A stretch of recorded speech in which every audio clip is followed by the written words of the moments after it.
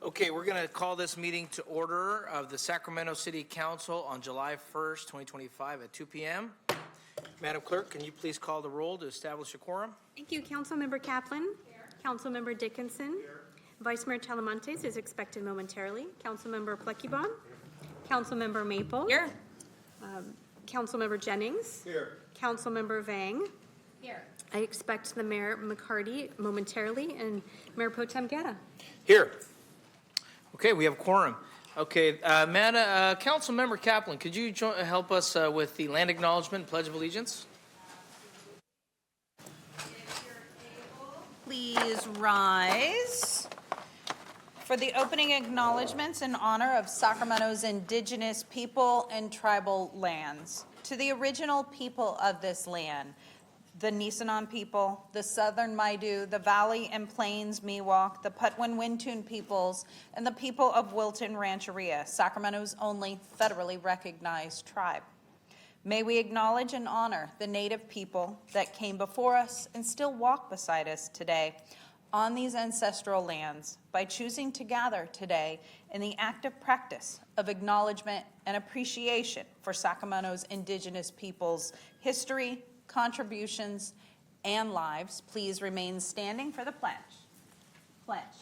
I pledge allegiance to the flag of the United States of America and to the republic for which it stands, one nation, under God, indivisible, with liberty and justice for all. Thank you so much, Councilmember Kaplan. City Attorney, is there anything to report out from closed session? There is nothing to report. Okay, thank you so much.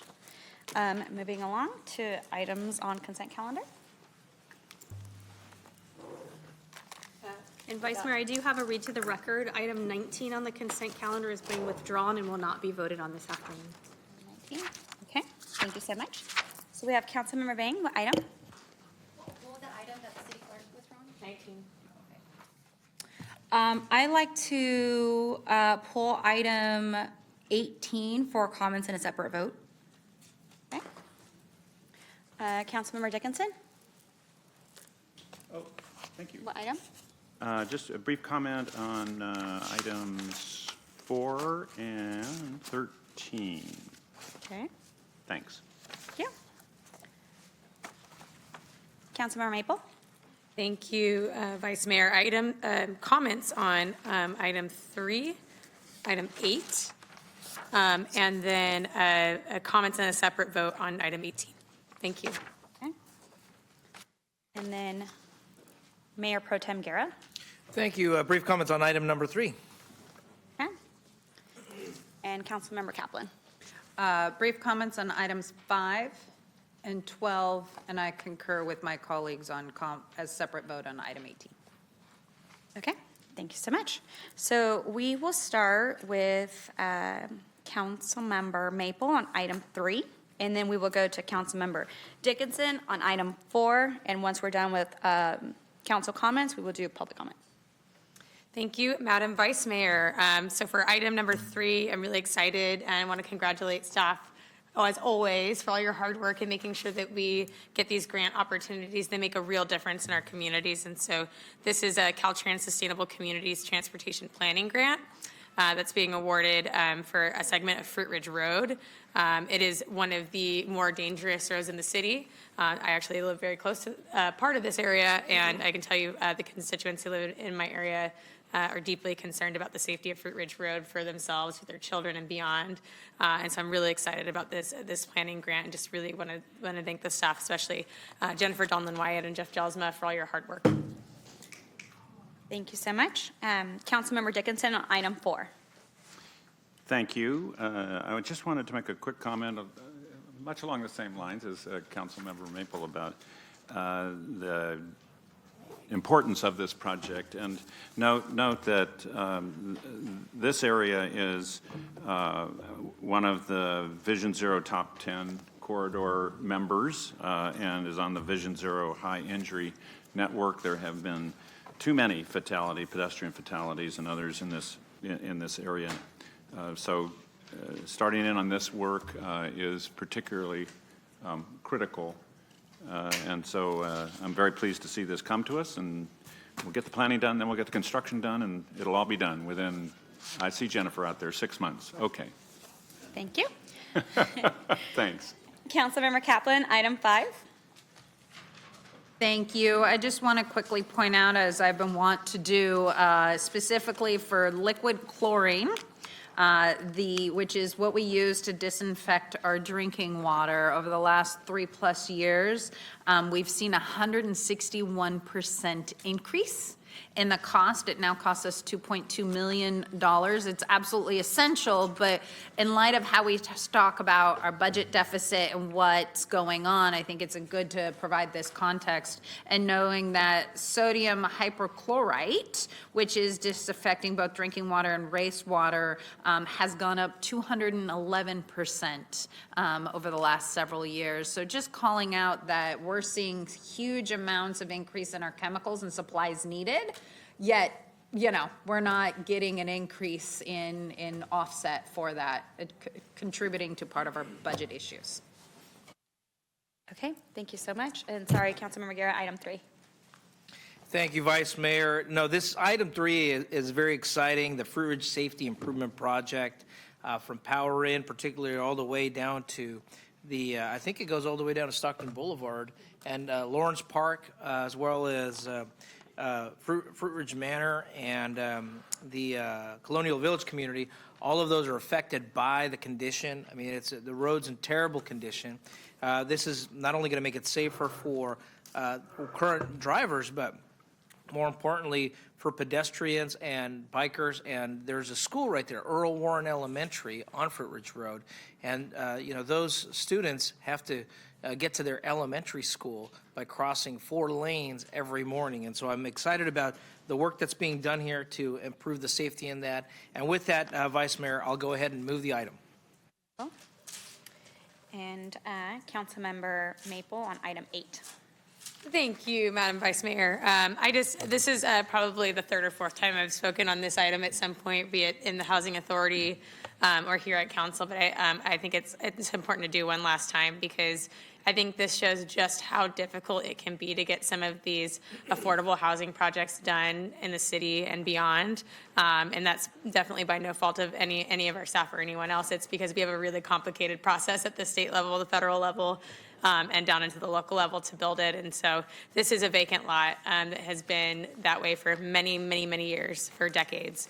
And it has served very little purpose for the community. It's going to be turned into 100% affordable senior living apartments, 67 units in total.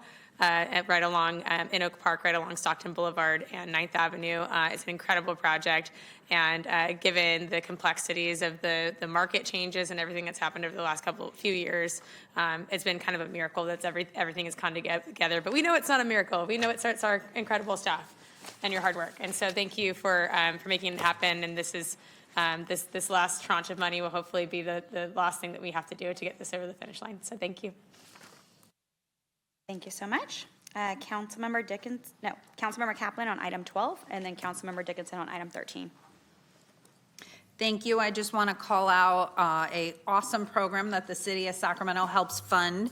It is the Splash Education Program, which goes around to our elementary schools and does an interactive presentation on stormwater pollution and prevention. I had the chance with Councilmember Jennings to attend one of these at an elementary school, and it's really important in this day and age to put it in the context for our young kids truly understanding of the human impact of putting trash and what happens in our waterways and climate change.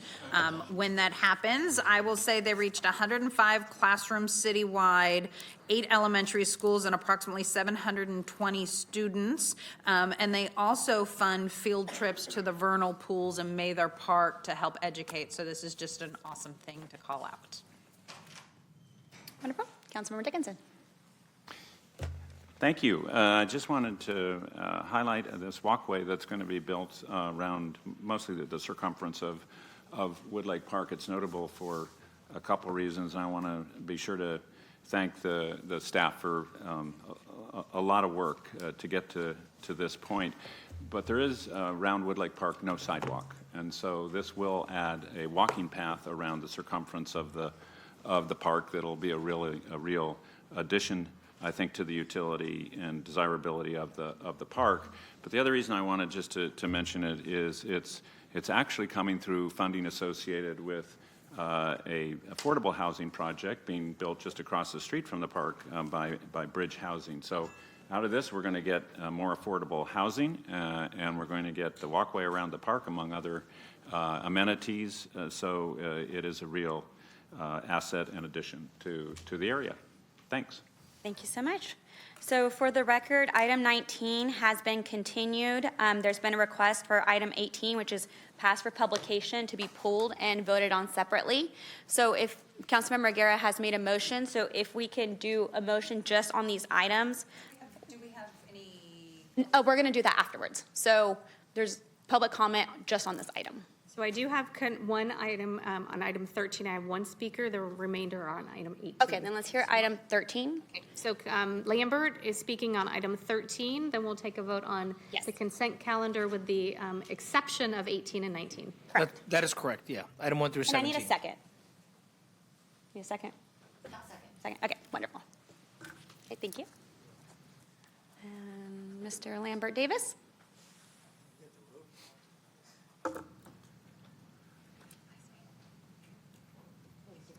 Mr. Davis, I think we need to put a chair closer for you, right? Item 13, please proceed. Okay, item 13, as a native, everybody up on this rostrum should really pay attention, because I'm going to find out if you really are sincere about what's going on here. Woodlake Park. As a native, Woodlake Park is the only park I've ever been to that doesn't have restrooms. Now, that might sound odd, but if you go over to Woodlake Park, you won't see any restrooms. But I'll tell you what you will see. You'll see 2 water fountains, you'll see children's apparatus, and you'll see a big baseball park. Now, if you have all of those bodies there, you would think that there would be a restroom. You have to have a restroom. And how I know it's not a restroom, I went by there on my way here, and they have a homeless problem, and you have people that are using the restroom. These are people homeless, not to talk about the children that are playing there. I don't think they should receive any money like that until they get a restroom. And if you don't go by and look at it, you're complicit as well. That is called, and we learned that in college, that's called a boondoggle. And if you don't know what a boondoggle is, you shouldn't be sitting up on that rostrum. This is a boondoggle. But I'll tell you what's not a boondoggle. Where I come from is Hagenwood Park. And Hagenwood Park has everything I just mentioned, and the money should go there. And I'll end by saying, as you see, I'm dressed a certain way. I was on the road, and the millennials told me that, and I have a copy of it, I'm going to leave it with the staff, the people who were awarded those contracts, it's called a contracting routing sheet. It's not even complete. It's not complete. You're supposed to complete it to receive funding. That's why you're in a quote-unquote deficit. Thank you for your comments. So I have no more speakers on items 1 through 17. We have a motion by Guerra and a second by Vang. Wonderful. All in favor, please say aye. Aye. Abstentions, noes, seeing none. Okay, so next we have item 18 that was pulled. So we will do public comment for this item at this time, and then we'll do council comments afterwards. Thank you, Vice Mayor. I have 14 speakers. The first is Carly Heron. Second is Michael and Ruby Hutnick. Then Robert, Moyes, Grove. So please line up in the middle aisle. Carly?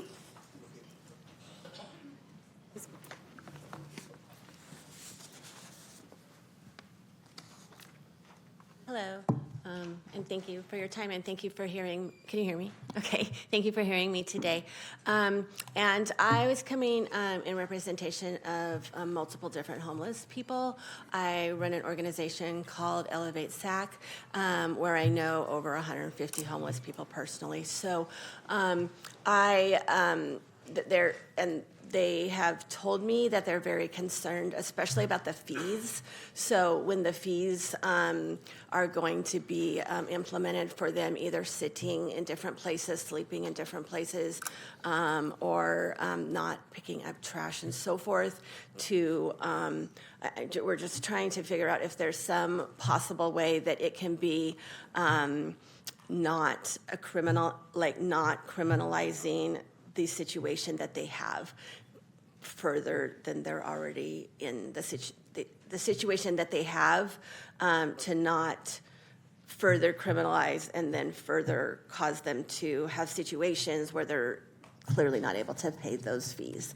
And I am interested in offering other ideas and research, if possible, at a further time. Thank you. Thank you for your comments. Michael and Ruby Hutnick. And Michael, you get 2 minutes, and Ruby, you also get 2 minutes. All right, thank you very much. Michael Hutnick, District 5. I've come to speak as collected and calm as I can because I'm rather charged up about this issue, because what we have here is people who were entrusted by the public with power to serve the public, using that power to harm the most vulnerable and those of us that have the least. And just as a reminder for some people who think this is a problem that needs to be solved by sweeps or criminalization like the previous speaker had just mentioned, I want to remind you that these are people like yourselves, and the only thing that separates them and you is circumstances that led them to the places that they are. They are victims oftentimes of circumstances well out of their control, and you might say, well, they're alcoholics and they're drug addicts. That's kind of basic human behavior when you feel like society has cast you aside and treats you like garbage. You kind of internalize that and you numb it. So placing blame on people and pushing them away and sweeping them under rugs is an inhuman way to do this. And I would argue that City Hall is the most important place for these community members to be, because people that are employed to serve the public need to be looking these people in the eye, talking to these people, finding out what they need, not saying, go away, you make me uncomfortable to look at you. Some of the arguments put forward is public safety, that your staff need to be safe. If they're assaulted, there are laws that are already in place that you can deal with those situations. But please don't punish these people that are good people that I know personally, solid people. Do better. Thank you for your comments. Next speaker is Ruby. I just want to say that. Stand up straight, talking to that. I just want to say that. Is it on? It is, just get a little close to it. Okay. If you want to do this to other people, it's not the right thing to do. It's kind of like punishing other people like they're children. And they're not children, they're human beings that are alive, that are just people that need to have homes and need to have things that they need to have, that they don't want to live on the streets, they want to have shelter. Thank you for your comments. Our next speaker is Robert, and then Moise. Hi, my name is Robert Cantu.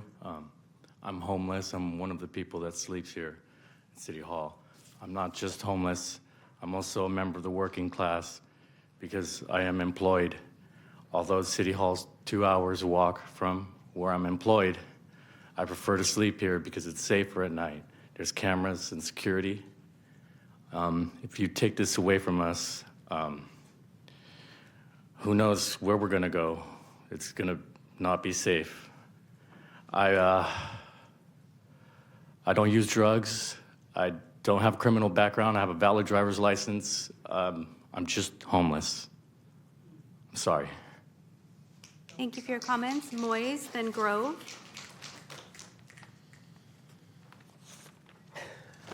Afternoon, Council. I'm speaking from Sunrise Movement Sacramento. I want to ground us in a little bit of history, a little bit of a timeline. When this ordinance was originally passed in 2018, the Sacramento Homeless Union fought hard on ensuring that people could at least stay overnight. This is the People's Hall, and it offers a sense of safety. As was just said, it is well lit. People feel that they can sleep and have a sense of protection. And this isn't just people talking, this is grounded in life and death situations. This was particularly informed by women with experiences of rape or sexual assault and why they need a place to sleep and feel that they have that sense of comfort and safety. And yet, the streets of Sacramento are still unsafe to live on, including right here at City Hall. There's a history of deaths that took place right outside of that door, right outside of City Hall, including in May 2024. The Sacramento Bee has detailed over the course of the past years hundreds of deaths that have taken place on our streets of our unhoused neighbors, and that tally continues to grow. A few days ago, just this past Saturday, I wrote this letter to you alarming you about the deaths that we know are going to happen because of extreme heat, the deaths that we know are going to happen because of lack of water access in this city. The very next day, a person, according to the Sacramento Homeless Union, was found dead in South Sac because they couldn't find water. They were struggling to find water, and they suffered from heat stroke, and they passed away. These are preventable deaths, and this effort is an effort to take away shelter, an effort to take away safety. It's a matter of life and death, and we know it. It keeps happening every year, and you ran on the campaign, Mayor, of agendizing the discussion of homelessness every city council meeting by providing solutions. You're telling people where they can't go. Where can they go? Where can they go? Thank you for your comments. Next speaker is Grove, then Ron Hochbaum. Hi, hello. Hello, Mayor. I have not met you yet, but you just went to China with my mom, Yen, and my dad, Mike. But I'm here to talk about this potential ban on sleeping outside of City Council. I just want to say that Sacramento keeps getting smaller and smaller for people who live outside. You know, there's so many ordinances that have been passed that there's really nowhere for people to go. But City Hall is a place where people do regular distros and people are able to get food and water and needed supplies and have a place to sleep that's lit, that's covered.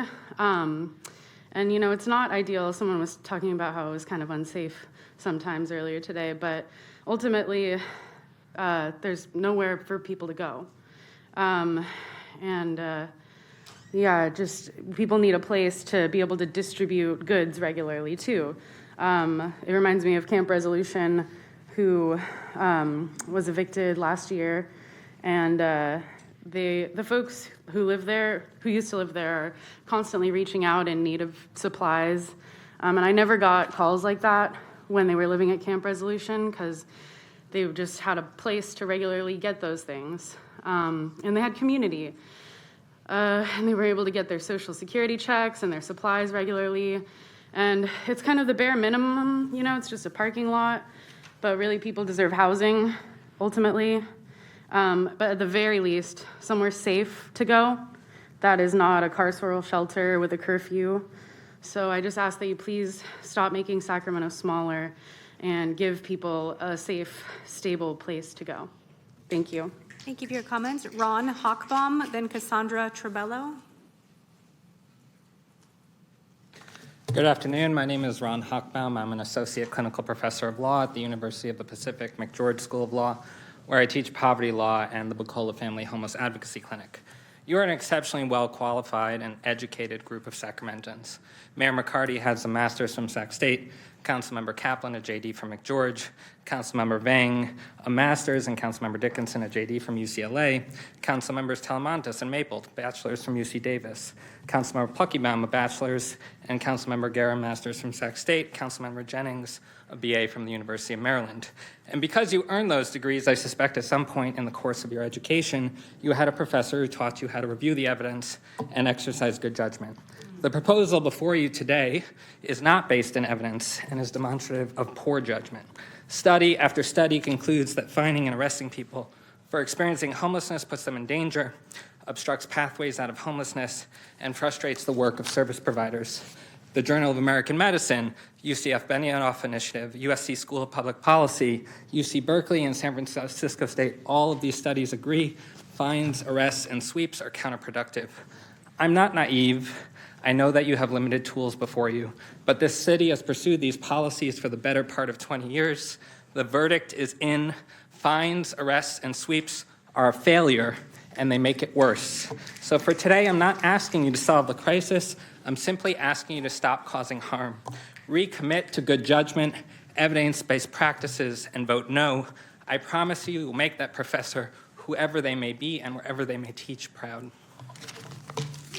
Thank you for your comments. Our next speaker is Cassandra. Following Cassandra is AE. Hello, my name is Cassandra Tubiello, and I am a law clerk at the Bucola Family Homeless Advocacy Clinic run by McGeorge School of Law. The proposed amendment is a direct attack against one of our community's most vulnerable populations. Rather than providing a solution to our homelessness crisis we face in Sacramento, this proposed amendment would further criminalize poverty and dehumanize our unhoused people. While those who work at City Hall are absolutely entitled to a safe, pleasant work environment, the proposed amendment further perpetuates harmful stereotypes surrounding unhoused people. The vast majority of unhoused people are nonviolent and non-threatening, though the proposed amendment would further the stigma surrounding this group. The City Hall building provides an adequate level of safety for a population that otherwise has nowhere else to go. Acts such as sitting and lying down are essential for everyone's well-being. Criminalizing these actions for people who don't have the privilege of doing these things within the comfort of their own home is counterproductive and harmful to this already vulnerable population. It is a basic human right to sit and rest without fear of punishment. Displacing unhoused people and therefore making them less visible by society is not a solution to our homelessness issue. This proposed amendment reflects the privilege held by certain people in this community to choose to not see our homelessness issue for what it is. If our efforts were concentrated more on addressing the factors that often lead to homelessness and creating more spaces for unhoused people to go, society would benefit as a whole. Thank you. Thank you for your comments. Next speaker is AE, then AJ, then Les Light. AE. Kevin, if you could put your phone down, pay attention to comment, it'd be great. Hello, members of the council and mayor. I'd like to agree with all of the other constituents urging no's on item 18. If you look at the wording of the item, it seems really euphemistic and like it's valuing city property over people's survival. Criminalizing homelessness doesn't make any of us safer, and I'd rather pay more attention to people's safety than the security of a building. I'd also like to look at the way critical infrastructure is being used as a category here. This is an unstable category that keeps being expanded and expanded to promote the policing of unhoused people.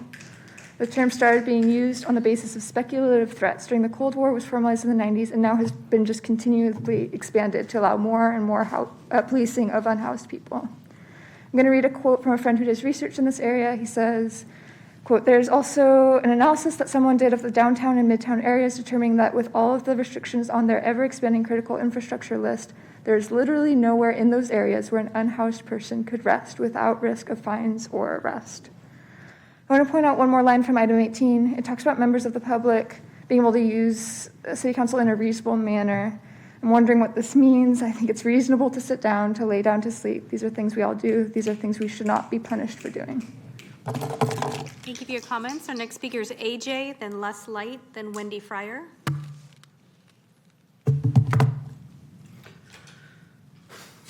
Hi, my name is AJ. I'm a volunteer with the Sacramento Ticket Defense Clinic. We're a group of community volunteers that represent unhoused individuals routinely cited for simply trying to survive. They get tickets for things like camping, existing in places like being in a park after dark, being unable to afford light rail fares to get to doctor's appointments and court-ordered visitations, lighting a fire to stay warm during the winter, using a shopping cart or even their own personal wagon to move their belongings after being told to move their camp, having a dog in their control but unleashed, having a dog tied to a tree is also an infraction, so just having a dog is an infraction. I could spend 2 minutes just listing the infractions that people face. And people who propose these types of ordinances and this type of enforcement, more sweeps, will say that it's not a crime to be homeless. But I'll ask, what is the difference when nearly every act tied to surviving homelessness is criminalized? We are often told that the goal of this type of enforcement is to connect people to services, yet people are arrested for camping near service providers. and they're being given stay-away orders from those service providers. I recently met someone who was released from the main jail, which is 3 blocks away from City Hall, and they asked me to help them find shelter for the night. So I called every provider, every shelter, every respite center. I called 211. I asked every individual that I spoke to, who I can speak to see if they had any solutions for this person.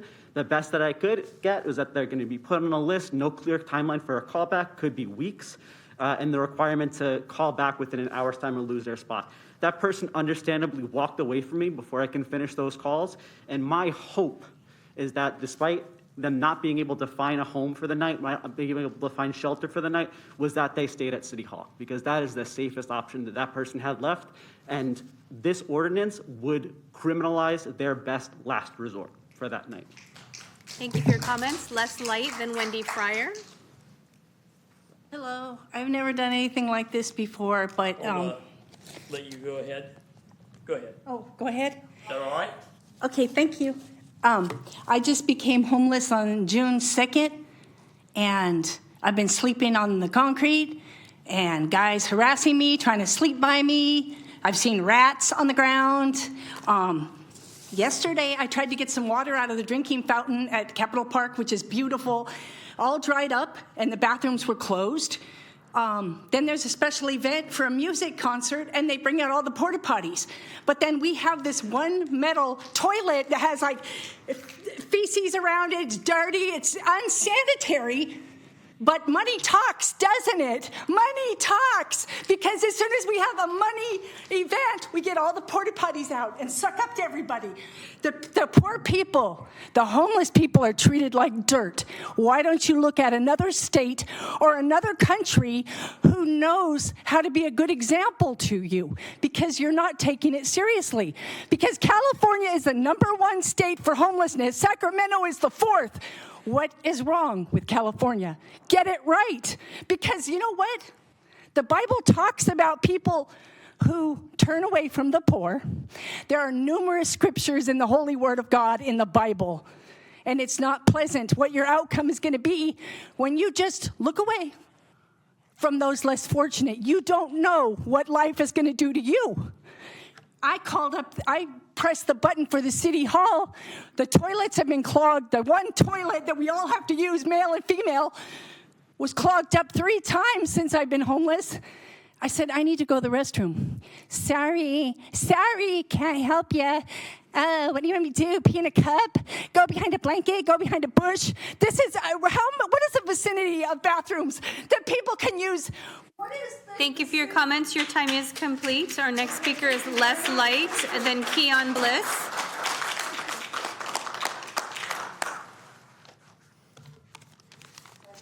Okay, Les Light. I'm from the Sacramento Valley Tenants Union. The code or statute before us today is an abhorrent and, well, as many of the hostile actions taken towards those who are unhoused in the city, but also for its sheer pettiness towards the most afflicted and vulnerable members of our community, who your general housing policy or lack of housing policy have made so afflicted and so vulnerable. You need to do the decent thing and stop and desist from this malignant and antisocial behavior. If the site and conditions of what you and your real estate and corporate landlord overlords have inflicted on the ordinary people in this city, if you find that site and condition so irksome and objectionable, then why don't you actually do something to heal the ongoing injury you inflict? Data shows that in this country there are 28 housing units sitting empty for every human being who must live unhoused. Even assuming that rate of obscure vacancies is not so acute in Sacramento, we should assume the housing is to be had. What you must do then is enact vacancy fees. What you must do is enact real rent control. What you must do is take an active role with the other municipalities in this country in overturning the Fair Cloth Amendment and building public housing. Thank you. Thank you for your comments. Keon Bliss, Justine Kanzer, then Mac. I have 3 more speakers. Keon, Justine, then Mac.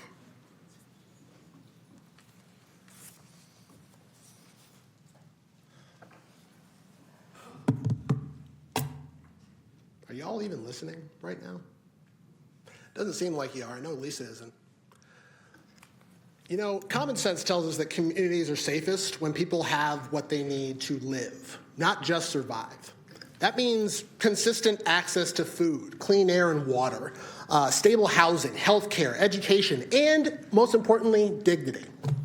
When those needs go unmet, people are pushed to the margins, forced to make impossible choices, as you've heard today. And that's not a crisis of morality. It's a crisis of policy.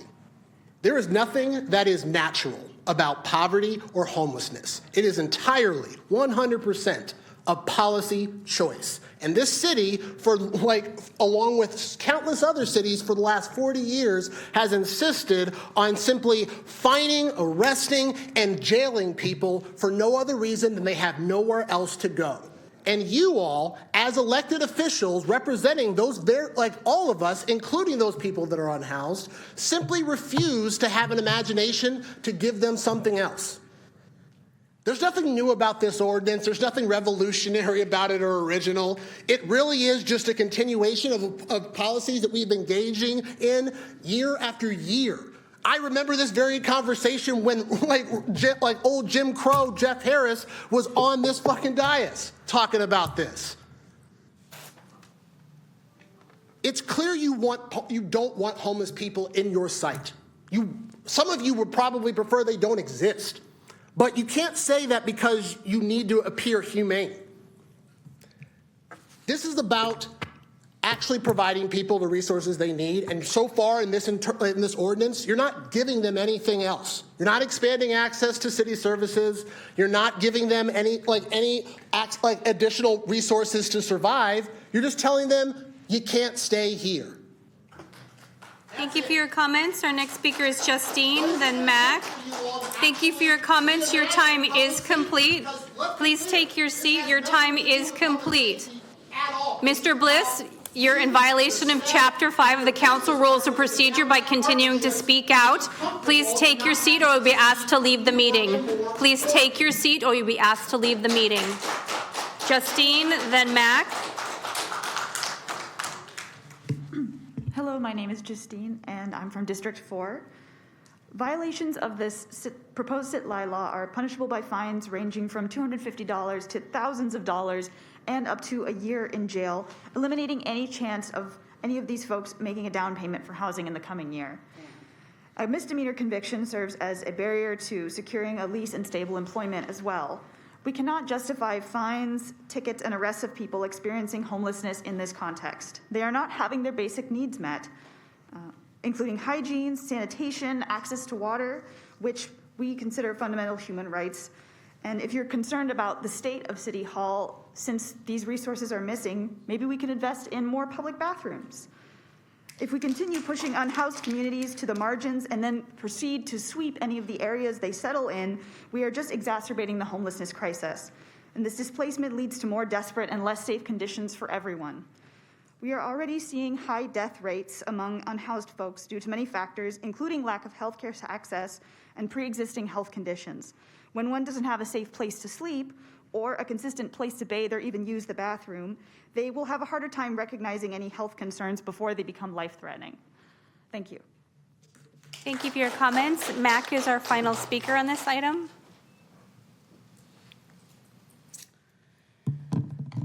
My name is Mac, and I've been a community organizer in Sacramento for almost over a decade.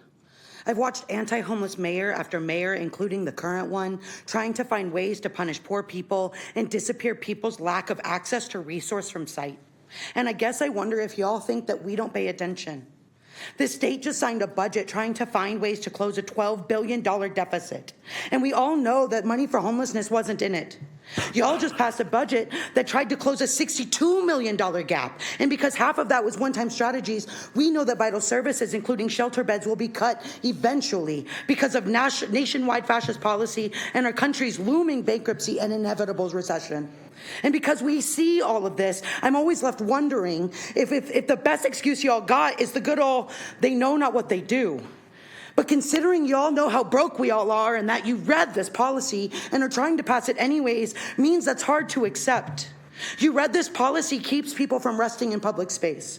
You read that it doesn't allow people to bring food here for them. You can see that we don't have enough seating or housing for us all. And we can all see plainly that this policy will absolutely disappear what you don't want to see.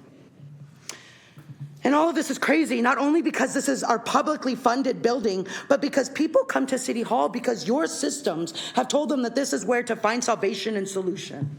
When you don't pay attention to the fact that all of these policies have made it illegal to live outside, then no wonder you don't understand why the hungry are outside your door. When your anti-homeless policies have scapegoated these folks for years, then it is you who does not understand the fact that safety comes from stability and access, and how far your priorities and policies are from it. I mean, shit, the city just dedicated an entire public square in the name of a rich developer as you developed a policy that cruelly treats and displaces out of public spaces our unhoused neighbors whose names you don't even care to know. Y'all should be ashamed of this and should always, again, vote no and always do better. We are paying attention. Thank you for your comments. Vice Mayor, I have no more speakers on this item. Thank you, City Clerk. Alrighty, so for members of the public and to my council colleagues, this item is passed for publication only. So the actual vote will take place on July 22nd. Your vote today, we're going to need a motion in a second to be able to pass for publication. Your vote today is not on the contents of this pass for publication ordinance, but on the pass for publication. Correct, City Clerk? That's correct. Is there anything I need to clarify? Or clarification. That's correct. The action on the table is really passed for publication. So you're reviewing an ordinance and then passing for publication per the city charter. And then the ordinance itself will be considered by the city council on July 22nd. Can I ask for point of clarification? Councilmember Vang? Am I allowed, even though it's not, thank you, I see our Assistant City Attorney queuing up. Am I allowed to make comments and provide additional direction on the item if I have questions for clarification? Yes, you may do that. Okay. And the council still needs to vote to pass this to go to next week. Okay. Okay, thank you so much. Appreciate it. So first, just want to thank everyone who came today to speak and to share your lived experiences. And whether you're in opposition or support, I just appreciate y'all showing up here at 2 o'clock to make your voice heard. That's really important. Item 18 in particular, the reason why I pulled it is because it is a city ordinance that would ban individuals from sleeping and resting outside of City Hall at night between 9 p.m. and 6 a.m. And while I understand that the item today, we're not going to vote on it, but it's only passed for publication. I pulled it because I have some follow-up questions for city staff. For me, in particular, when I took a look at the ordinance and the edit change to the ordinance, it doesn't solve the issue of homelessness, right? And one of the rationale, because I watched Law and Ledge, is like, well, there are other public facilities, federal and county buildings around us that have similar policies, so we should do it too. And my answer to that is just because our federal and county buildings do that doesn't mean that we should do it. And it also means that it's not right? Just because county is doing it doesn't mean that the city should do it. And right now we know that it's one of the safest places for our unhoused residents. Everyone deserves a right to sleep somewhere safe, to shelter from the rain and the heat. And for me in particular, until we actually have a process in place to ensure that there's a safe place for an individual to rest, I can't support the current ordinance as it stands in front of us. But I know that today is not an actual vote on the ordinance, so I do have some questions and hoping that staff will provide more additional information for the actual debate that will happen on the 22nd. There was 4 rationale that was given for the ordinance update. One of the rationale was that that the change was needed in order to ensure we have a working environment for city employees that is free from impediment. I think one of my first question is to city staff. The answer could be yes or no. And if we have data on that, I would like us to share it publicly or share it in the next staff report is, have we done a survey with city staff to better understand their safety concerns? That wasn't attached to the package, and so I think that's important. If that is one of the main concern, I think it's important to make sure that we actually survey city staff to see what they say about that. The other question I have is, how many City Hall complaints have we received about encampments at City Hall through 911 and 311. We also don't have that data in front of us. And I actually like to request that we have this data before us before we take the vote on the 22nd. And so those are a few of my questions for city staff. If we can have this information, I see interim city manager taking notes. I think that would be important. For me, at the end of the day, we are policymakers, and so we have to ask ourselves, what is the rationale for the policy change? Does this solve the root causes of homelessness? And it doesn't. This policy change doesn't do that. And so for me, while it is passed for publication, as it currently stands, the ordinance, I can't support it. So for today in particular, while it may pass for a vote on the 22nd, I will be officially voting no on this item.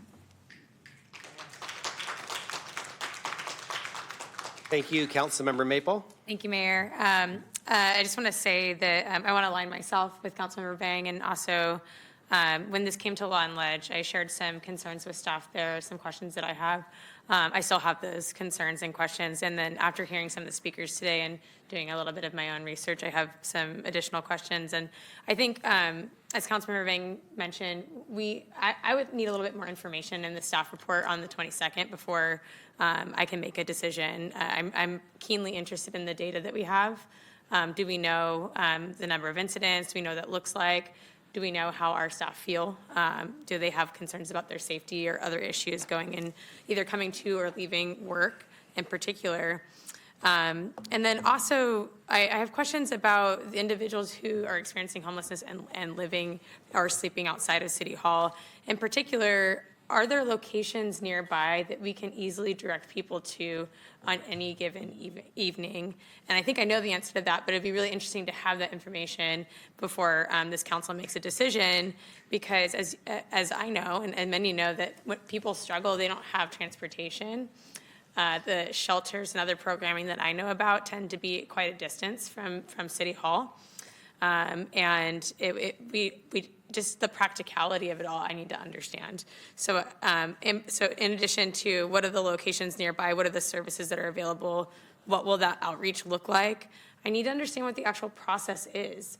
So who's in charge? Do we have a police officer or someone from DCR that's going out? What time do they go out? How often do they go out? If someone's asked to leave, what happens if they don't? Are they cited? Are they fined? Is there something else that occurs at that time? What happens if they leave and then come back? Are we stationing someone out there all night long to ensure that people aren't camping, or are we just going out at certain times? None of that information I understand or know. And I think that's really important, especially as it relates to citations and fines. Many speakers mentioned it, but I think it's also common sense that if you're in a situation where you're sleeping outside of City Hall, you likely do not have the resources to pay a fine. And you certainly do not want to spend the night in jail as a result of trying to survive. And so that's something that I really struggle with. But I also recognize that if there are real concerns from staff about safety at work, I think we have a responsibility as a council to make sure that all of the employees that work at the City of Sacramento feel safe.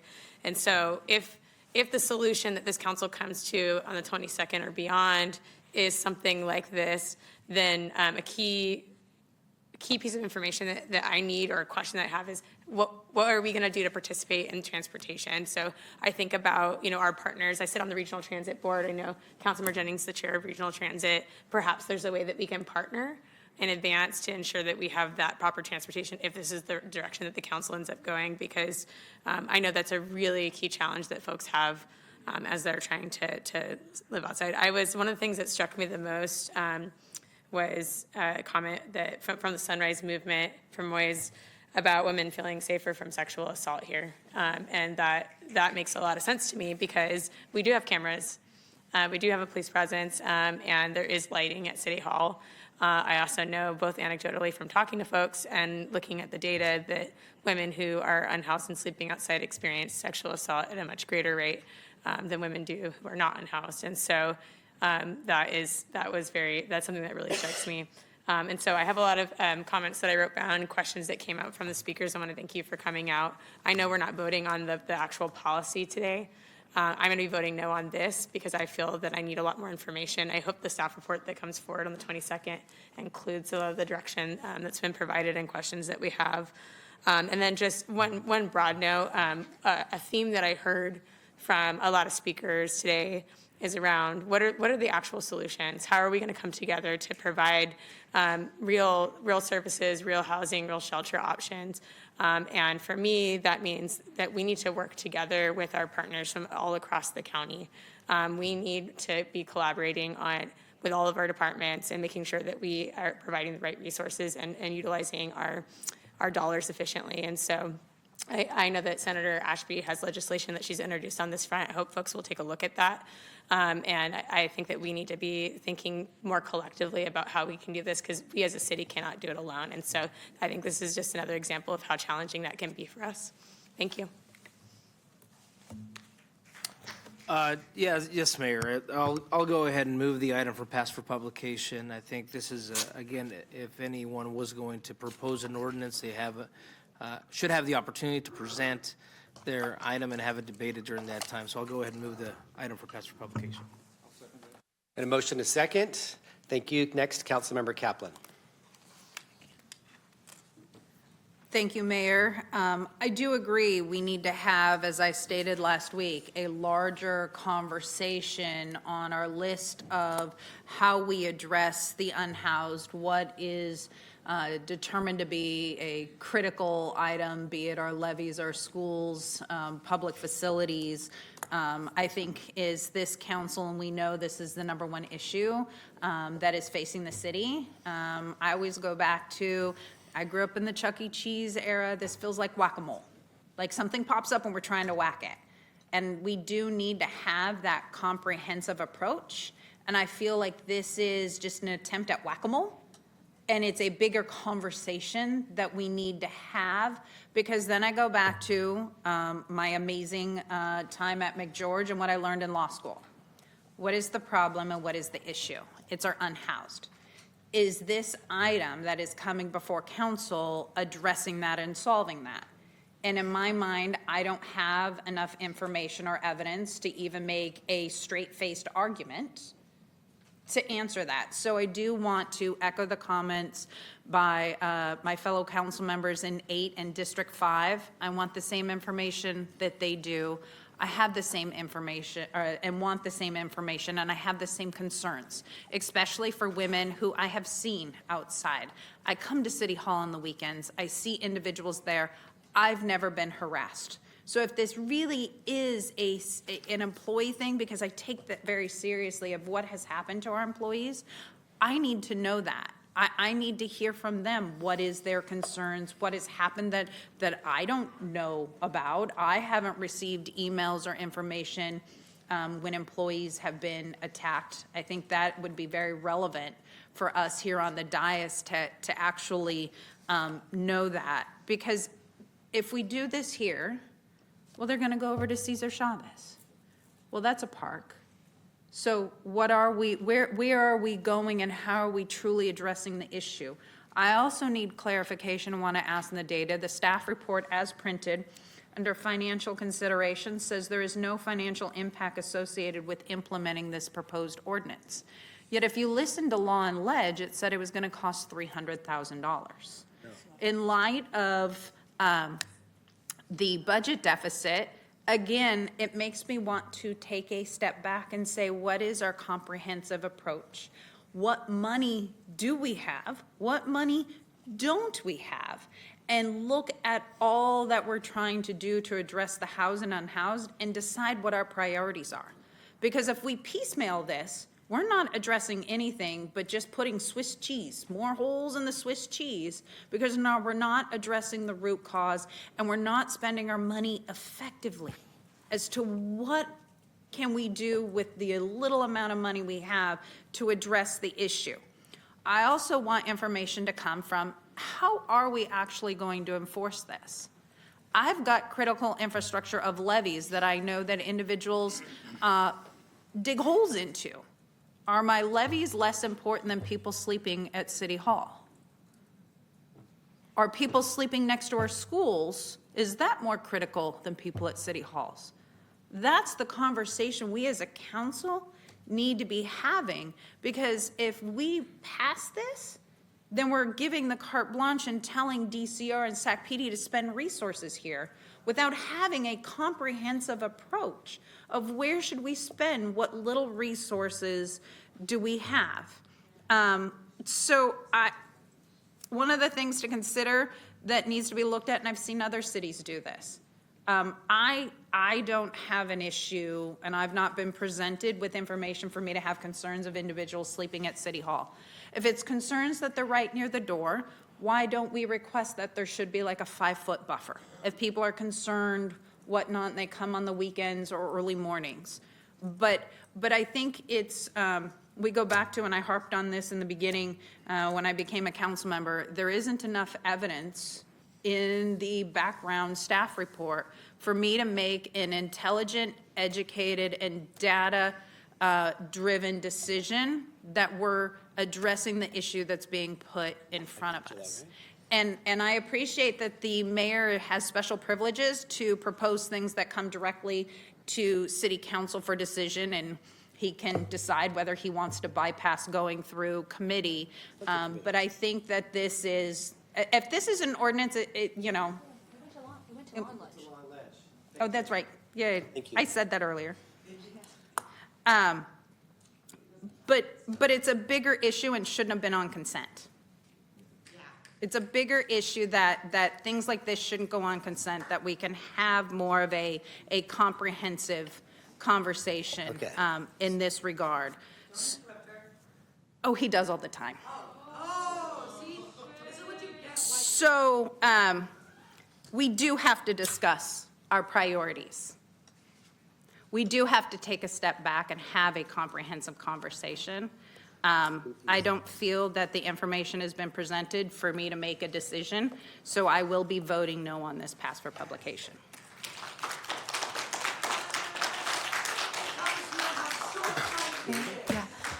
Thanks, Mayor. I just wanted to double check, looking at our interim city manager, to make sure that the request that we made regarding the data and the processes, because I think that's really important, right? Poverty shouldn't be a crime, and I think it's going to be important that if this council so choose to pass it, what does that process actually look like? That is really important. So I want to make sure that all the items that we requested, from the data to the survey to the processes to the how many spaces do we have available for shelter in the surrounding area, will be of utmost importance for the vote that will take place on the 22nd. Okay, thank you so much. Yeah, thank you. I just want to clarify that this is passed for publication, which my understanding is always on consent.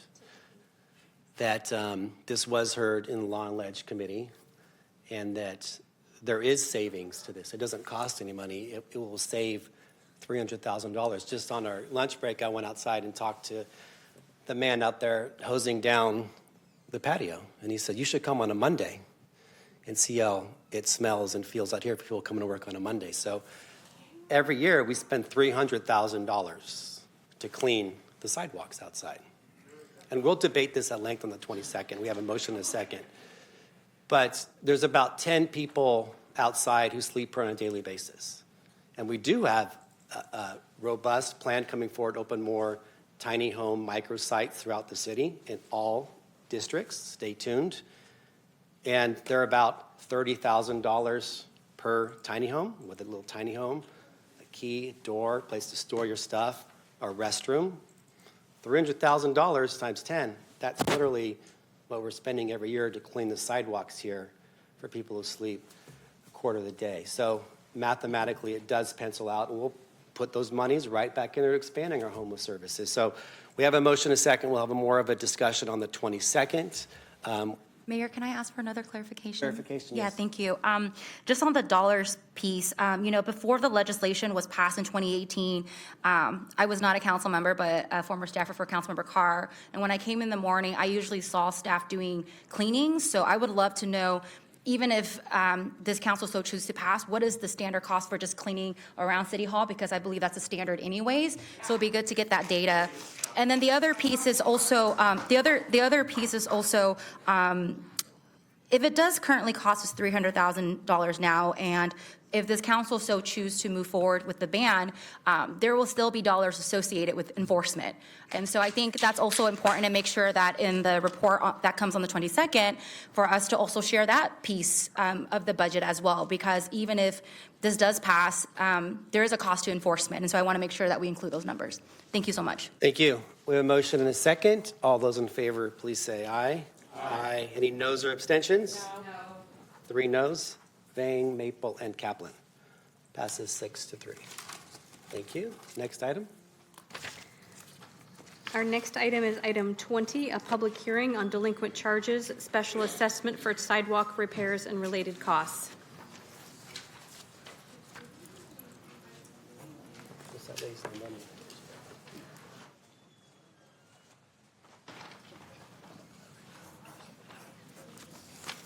Good afternoon.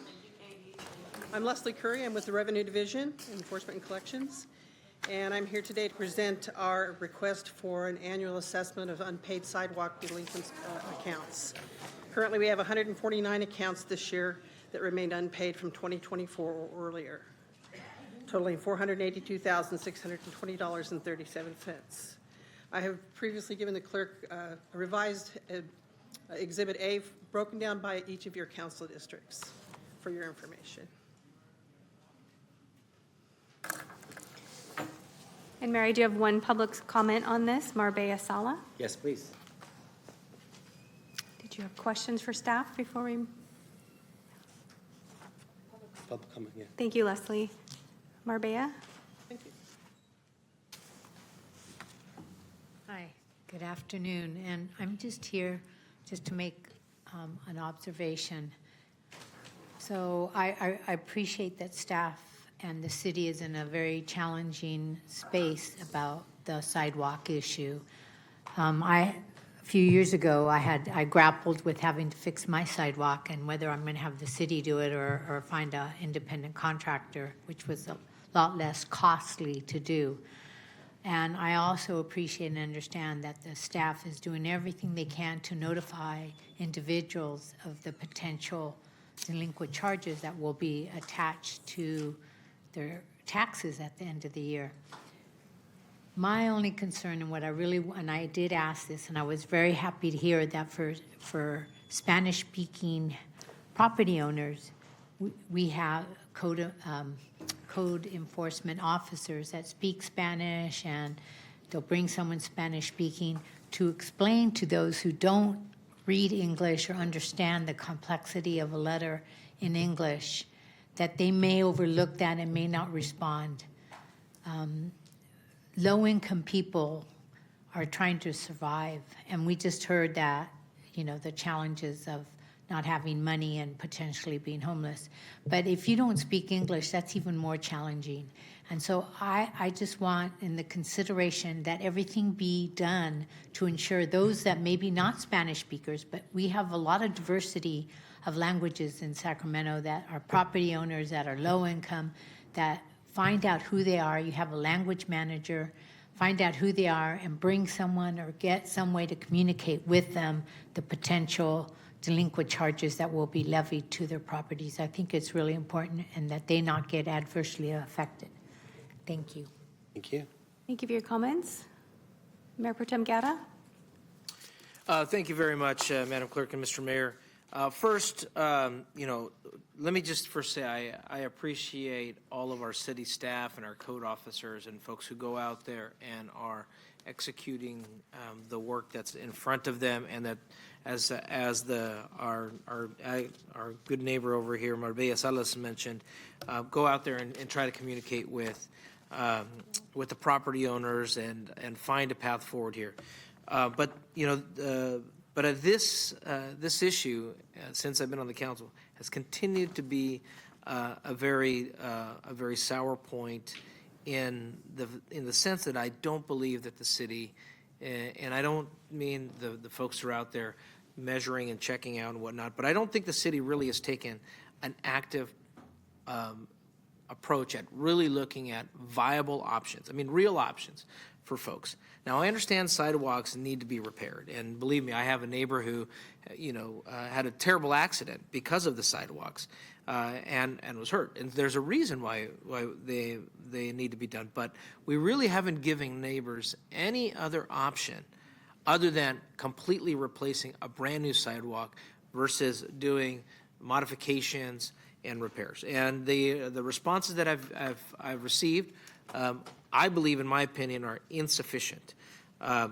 And yes, I look at this list here of fines and fees here that we're going through, and many of them are actually landlords and people who are making money, and it's their business because they're renting this house. And believe me, I have a full expectation that they repair the property that they're using as their business. But for many folks who are seniors who have paid off their home, I'm thinking about a neighbor who is a single mother who had 2 kids and lived on a corner lot and had the corner marked up. The cost of that, when there could have been modifications that could have been reasonable. And I bring this because we most recently went to cap with a number of us, and on their sidewalks, they had multiple options of grinding. As we walked back, I think it was a lot of us council members were talking about this, how they had different composites over the roots to protect the trees so that the trees could be long and not have to cut in the trees. And it was much more creative. And so if the U.S. Capitol can have alternatives than replacing the sidewalk, which we know if we're going to try to keep a heritage tree will break again anyways, then why can't our California Capitol have alternatives as well? So, look, this issue here, we're doing our due diligence in a public hearing on what the staff has done. But there is much more work that needs to be done here. And when I look at this, it's not the people who are getting fined are not in new subdevelopments in the city. It's our older part of our city. It's the area where you have a lot of working families who are buying homes, older homes in the working part of our city. So, for this, Mr. Mayor and members of the council, I'm going to move this, open and close the public hearing, move this item, but direct staff to propose viable alternatives to grinding, composites, walking, and repairs that do not involve a complete tear out, and bring it back for our council to review. I'm fine with it going through the law and ledge process. I'm not on law and ledge. And my staff has provided alternatives to the city staff, the code enforcement staff, to review. And I've talked to also past retired city employees who also recommended alternatives as well for this to review. So with that, that's my motion. And I hope that we actually move forward with finding real alternatives for challenges that working families have. So. Okay, motion is second. Councilmember Maple.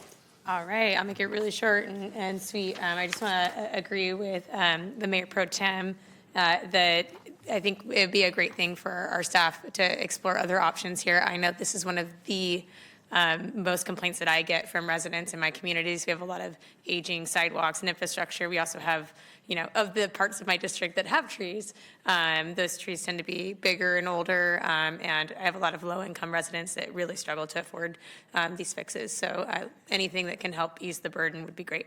Thanks. Thank you. Councilmember Dickinson. Thanks. Thank you, Mayor. Councilmember Guerra said much of what I had queued up myself to say, but I do think that these alternatives are important to explore. This is one of the most irritating things that people are required to do, and I don't think it matters where you are in the city or what your neighborhood is. We can all speak to how unhappy people are when they get these notices. We obviously have to have safe safe sidewalks. One other thing, though, that I wanted to mention, I don't think we need to consider adding it to the ordinance, though, is I know that in the neighborhood in which I live, where last year there were a number of these notices, the folks who got them got together, and they were able to retain a private contractor who actually was able to do the work because it was more volume, much more expressly and much less expensively than even would have been the alternative under the city's approach. So I think we might also at least consider, when these notices go out, advising people that they may want to, if they see their neighbors also getting the same notices, talk to their neighbors and collaborate on an approach that then can be much less expensive than it would be if each one of them does it on their own. But I do just want to underscore that I think it's important to try to find ways, while getting the same result, which is safe pathways for pedestrians, to try to find ways to minimize the intrusion and the expense for residents. Thanks. Councilmember Kaplan. Thank you, Mayor. I do want to concur with what has been said before and say that this was Councilmember Guerra and I having this conversation in Washington, D.C. on a very hot day that was made less hot by the trees that were lining the streets while they were still destroying the sidewalk. It was pretty cool of the flexible composite that was put around them that made the sidewalk traversing easy and not dangerous. I do want to echo, as we consider this and as we move forward, I appreciate you providing the updated report. I think just for consistency and transparency, that reports that come forward on public hearings always have what district a property is in. I think a fair amount of us might know, but let's save the staff time, our staff time, by hunting as to what district certain ones are located in. This is also a safety reason for me, because I have had an individual who is on this list had to have stay away orders and others because it is a passionate issue for them. So, but also, I do want to see alternatives for, it does, a majority of this address our low-income areas.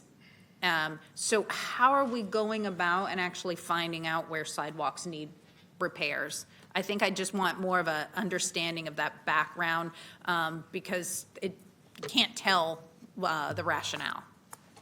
Currently, the only time sidewalks are gone out to be inspected for repairs are generally from a report from 311.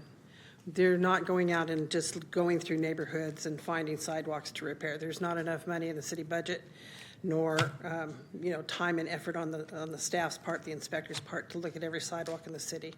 So right now it is on a case-by-case basis, usually from a report from 311 for a trip and fall, or an inspection that's been requested by the property owner in many cases, or somebody's walking down the street. So those is when those cases are, the inspectors are sent out to follow up on the 311 call. They'll inspect the sidewalk for whatever necessary repairs are, mark it up. They come back, then they notify the property owner of their options to repair it themselves or have the city do it.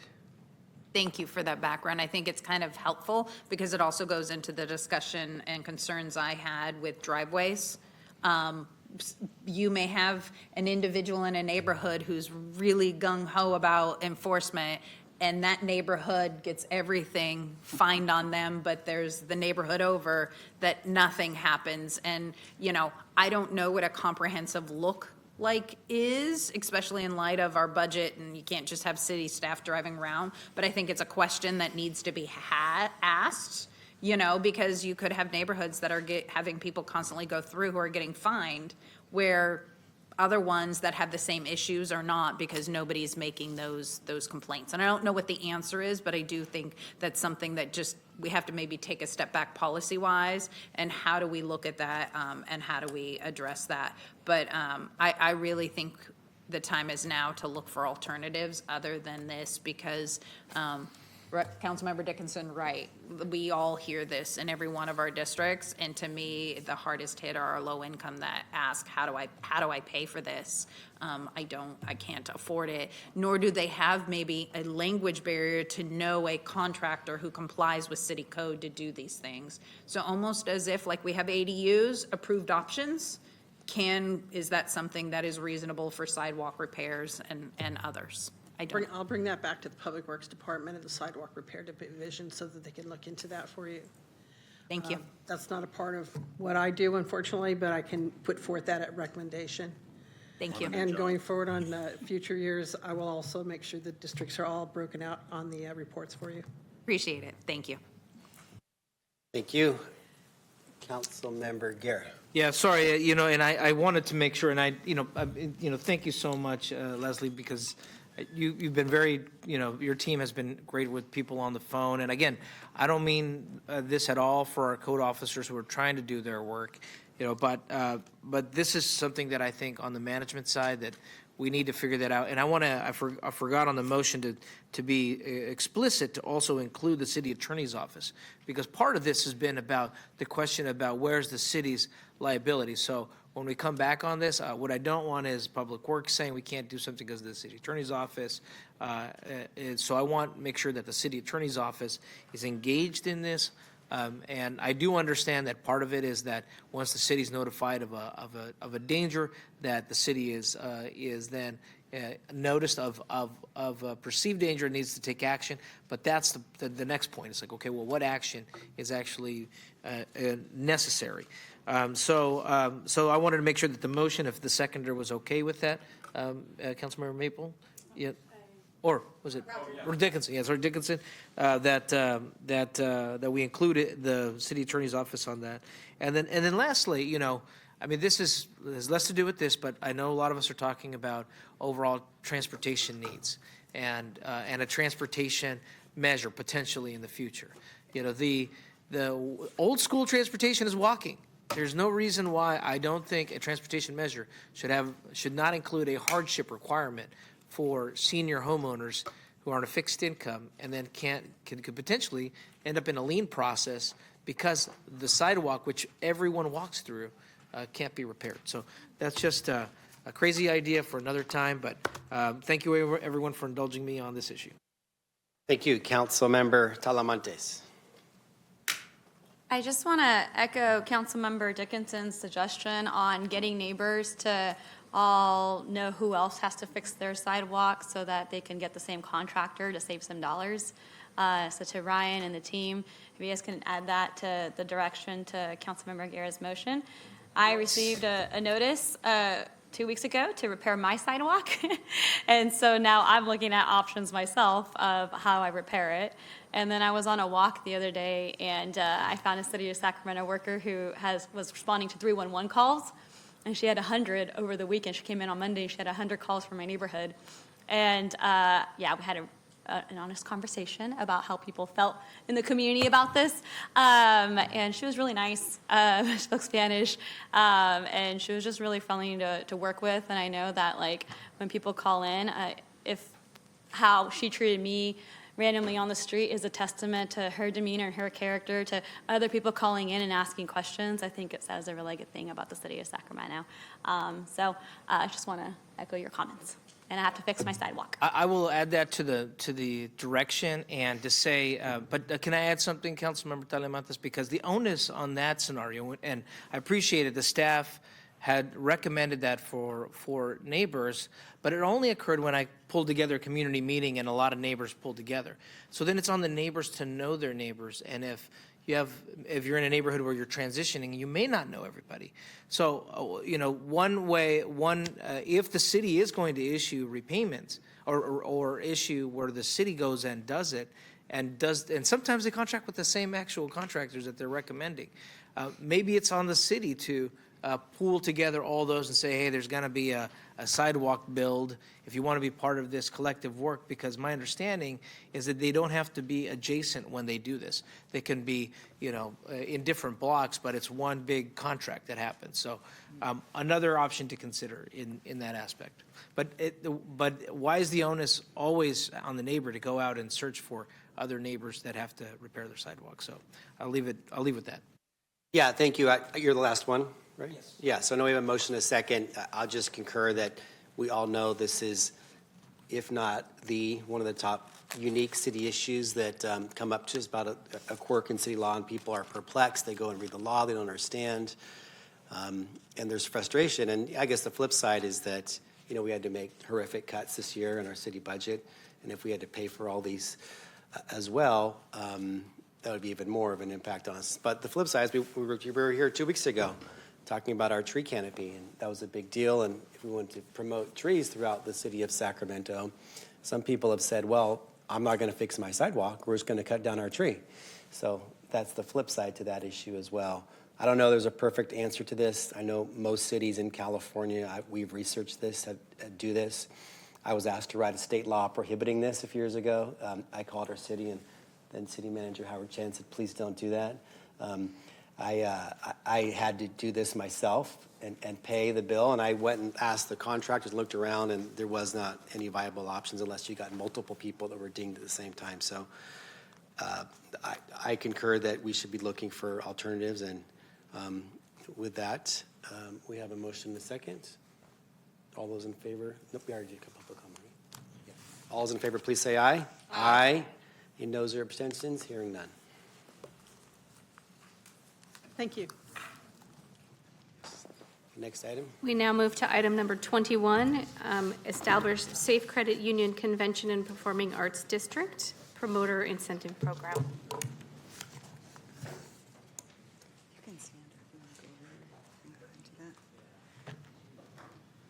Okay. Good afternoon, Mayor and members of Council. I am Megan Van Voris, Director of Convention and Cultural Services.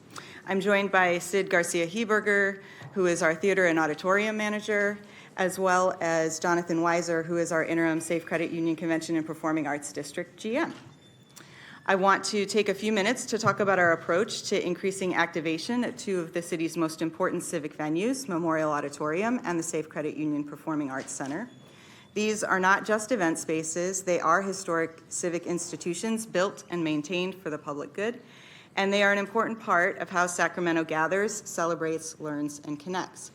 We're on an upward trajectory in both facilities. Occupancy at the Memorial Auditorium has doubled since 2023 at 190 days, and the Performing Arts Center is at its highest level since 2013 at 246 days. You can see here the portfolio of event types at each facility. Memorial Auditorium leads on civic events, while the Performing Arts Center leads on performing arts and entertainment. Still, we think there's opportunity at both facilities, and we believe with the right strategy and tools, we can further increase activation, increase financial performance and surrounding area economic impact, and ensure these venues serve the full spectrum of our city, artists, audiences, businesses, nonprofits, and residents alike. This work is already underway, and we're here today to share a key element of the approach we're building to get there, which focuses on the ticketed event category. Memorial Auditorium, which is the oldest building in the district, was built nearly a century ago in a time when society gathered in very different ways. It hosted community clubs, civic meetings, sporting events, concerts, and circuses. It served as a hub of shared civic life. But the world around us has shifted. Many of the civic organizations that once used these spaces no longer exist. The way people attend and experience live events has been transformed by industry consolidation, led by companies like Live Nation and Ticketmaster, and the pandemic disrupted everything from event production to audience habits to the economics of promotion. Even now, as we emerge from that disruption, we're doing so at a moment of economic uncertainty, the tapering off of pandemic-era relief, and rising costs for both promoters and audiences. But here lies our opportunity. Public venues like Memorial Auditorium and the Safe Credit Union Performing Arts Center are in a unique position to be more affordable, more diverse, and more inclusive than the private market. We can offer broader access and greater cultural representation if we create the right conditions for events to happen. And that's exactly what we're trying to do. Our aims with this program are to increase the volume and frequency of live events, attract regional and national promoters, support local and emerging promoters, and expand access. Before I move on about the incentive, I'd like to share or remind you of a major structural change that we made earlier this year. I commented on it when I did my presentation back in March. Until recently, the Performing Arts Center, Memorial Auditorium, and Convention Center venues were treated as separate businesses with booking responsibilities split among different staff. In April, we realigned the entire structure, centralizing all sales and booking under a single office across all venues. We're now actively selling the full campus, offering the right mix of events for the right spaces. We've created a dedicated sales function, separating business development from event services, and we're building data and feedback loops to understand market needs in real time. While that realignment gives us the foundation, we need targeted tools to close the gap between venue availability and event activation, especially for ticketed events. Not all events have the same kind of ripple effects. Ticket events, particularly concerts, comedy, and sports, often drive broader economic and social activity. They bring attendees into neighborhoods early and keep them there late. They support restaurants, retail, parking, transit, and nightlife. They create energy and visibility and engagement around our civic facilities in ways that no other event category can.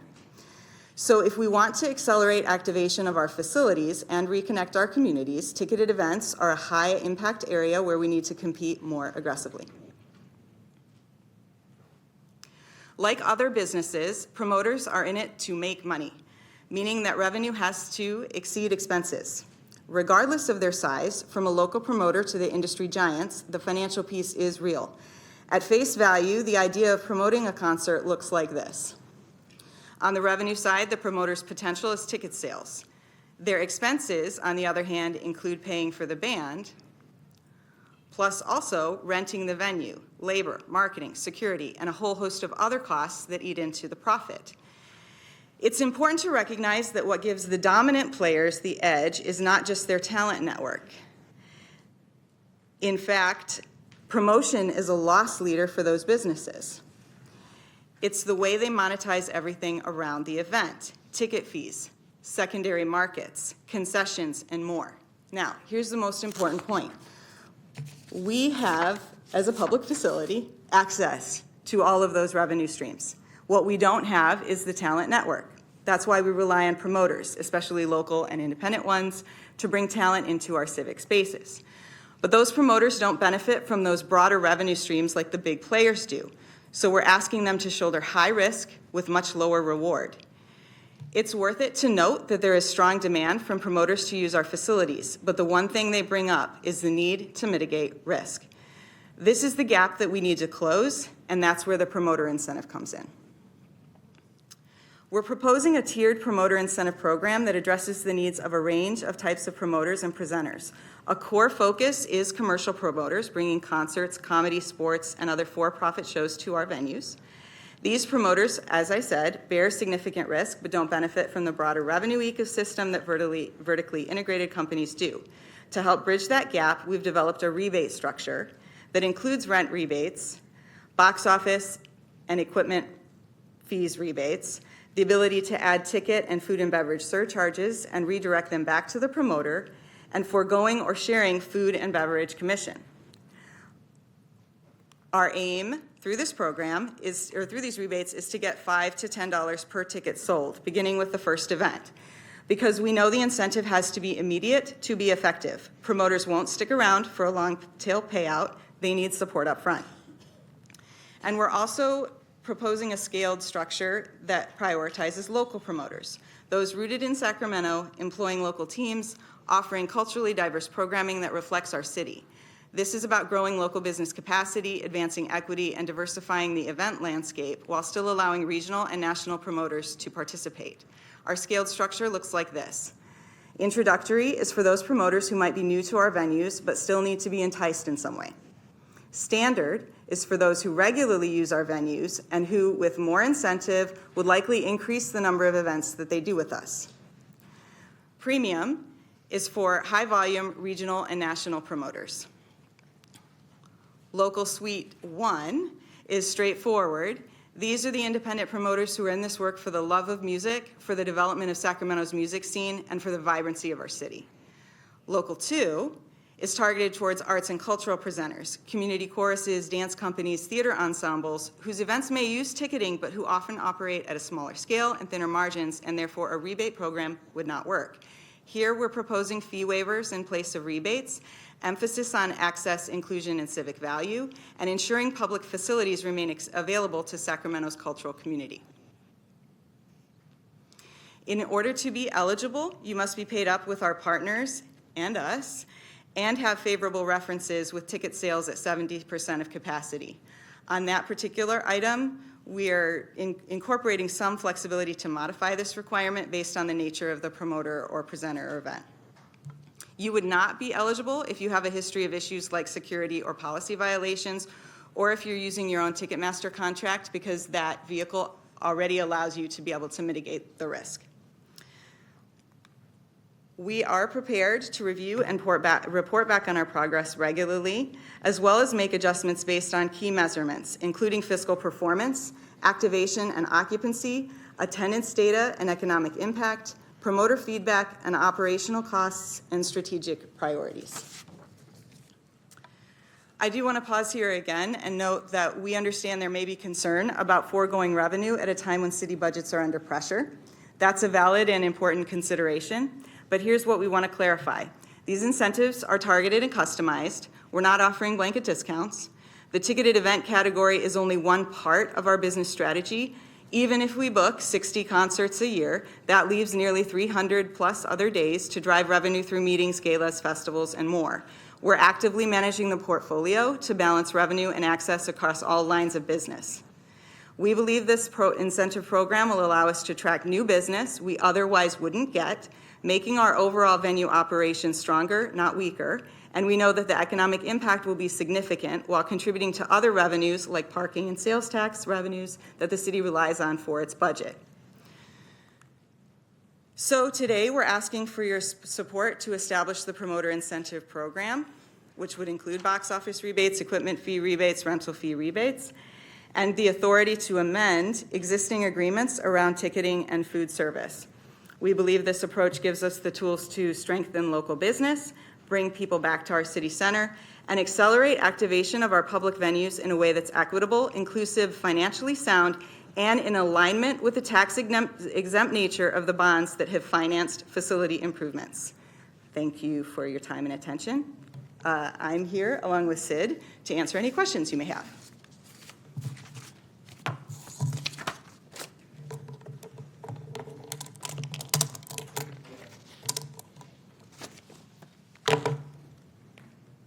Mayor, I have 3 speakers on this item. Would you like to take those now? Yes, please. Thank you. Jamison Parker, Lambert, then Madeline Noel.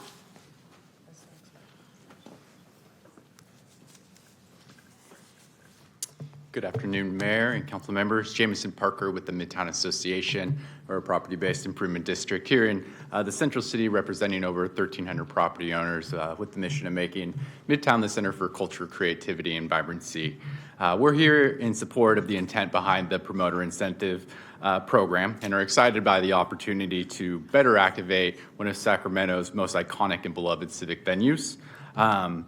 I want to just appreciate and thank Megan and the rest of the team for really recognizing the critical needs of this amenity of our community, where the city's poured in more than $16 million of investment to renovate the Memorial Auditorium with better programming and use of the building.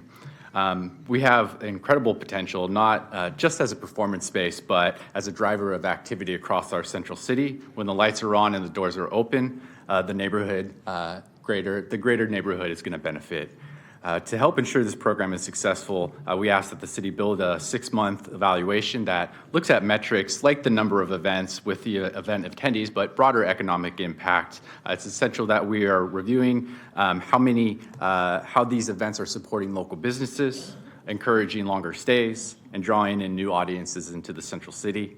We are committed in supporting this evaluation. We're prepared to share visitor data that looks at tools like Placer AI to assess on how programming the auditorium is impacting surrounding businesses and where we're seeing the strongest returns. We also encourage the city to begin identifying further and alternative strategies now, rather than wait until a year out, so that we can have actionable next steps ready to go if this program isn't generating the intended results that we would like to see. We're grateful to be part of this conversation and ready to partner on implementation and impact tracking, and thank you for your time in considering this important step forward. Thank you. Thank you for your comments. Lambert, then Madeline.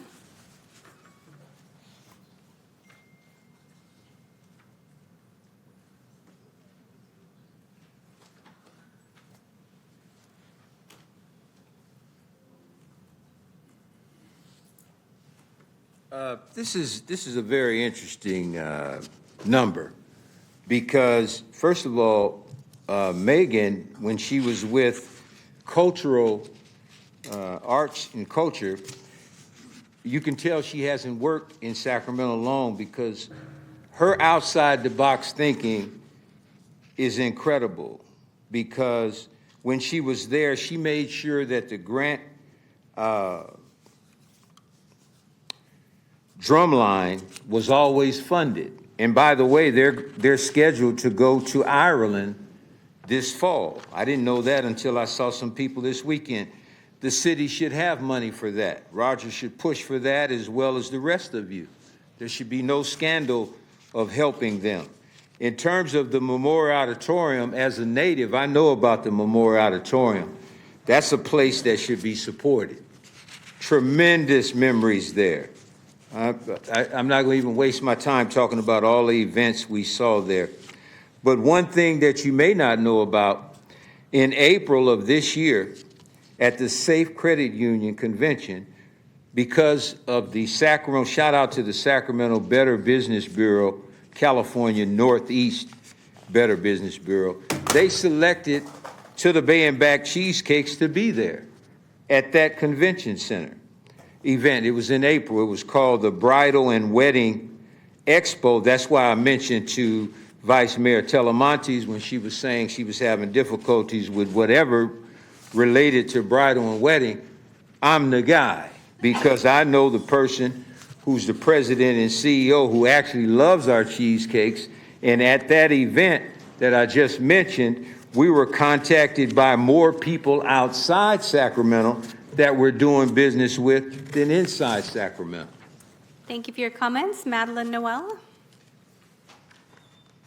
Good afternoon, Mayor and council members, interim city manager, and city staff. I'm Madeline Noel with the Downtown Sacramento Partnership, a property-based improvement district serving Sacramento's central neighborhood.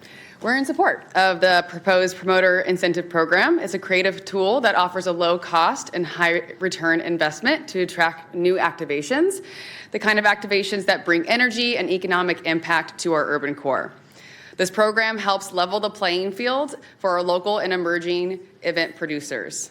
By reducing upfront risk, it encourages a more diverse mix of voices and perspectives in our city's event landscape, which not only reflects the character of Sacramento, but strengthens our city's identity as an inclusive, vibrant destination. Live entertainment is one of the most powerful drivers of urban vitality.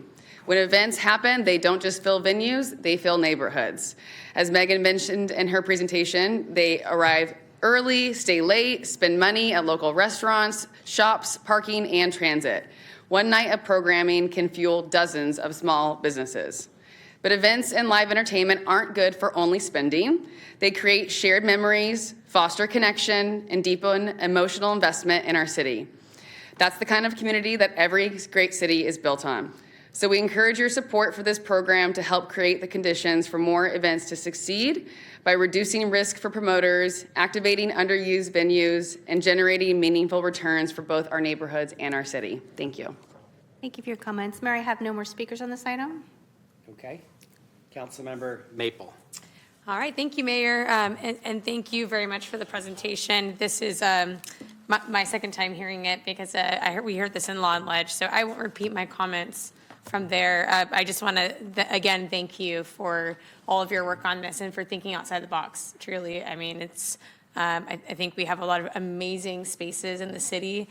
I think they're great amenities, but we have some work to do with the changing landscape to make sure that we're making them competitive, that people want to use them, that they're accessible. And so I think this is a brilliant idea and happy to support it. As I did in Law and Ledge. And I was compelled by Jameson's comments around an evaluation with metrics. I think that's a great idea. So I'll make a motion to move this forward today with some direction that we report back in 6 months. Maybe partnering with our business partners on that evaluation and metrics so that we can really take a look at how well has this worked? Are there things that we need to change or tweak? Or is it working great? And have it continue forward. So that is my motion, and thank you again. Thank you. Councilmember Dickinson. Thanks, Mayor.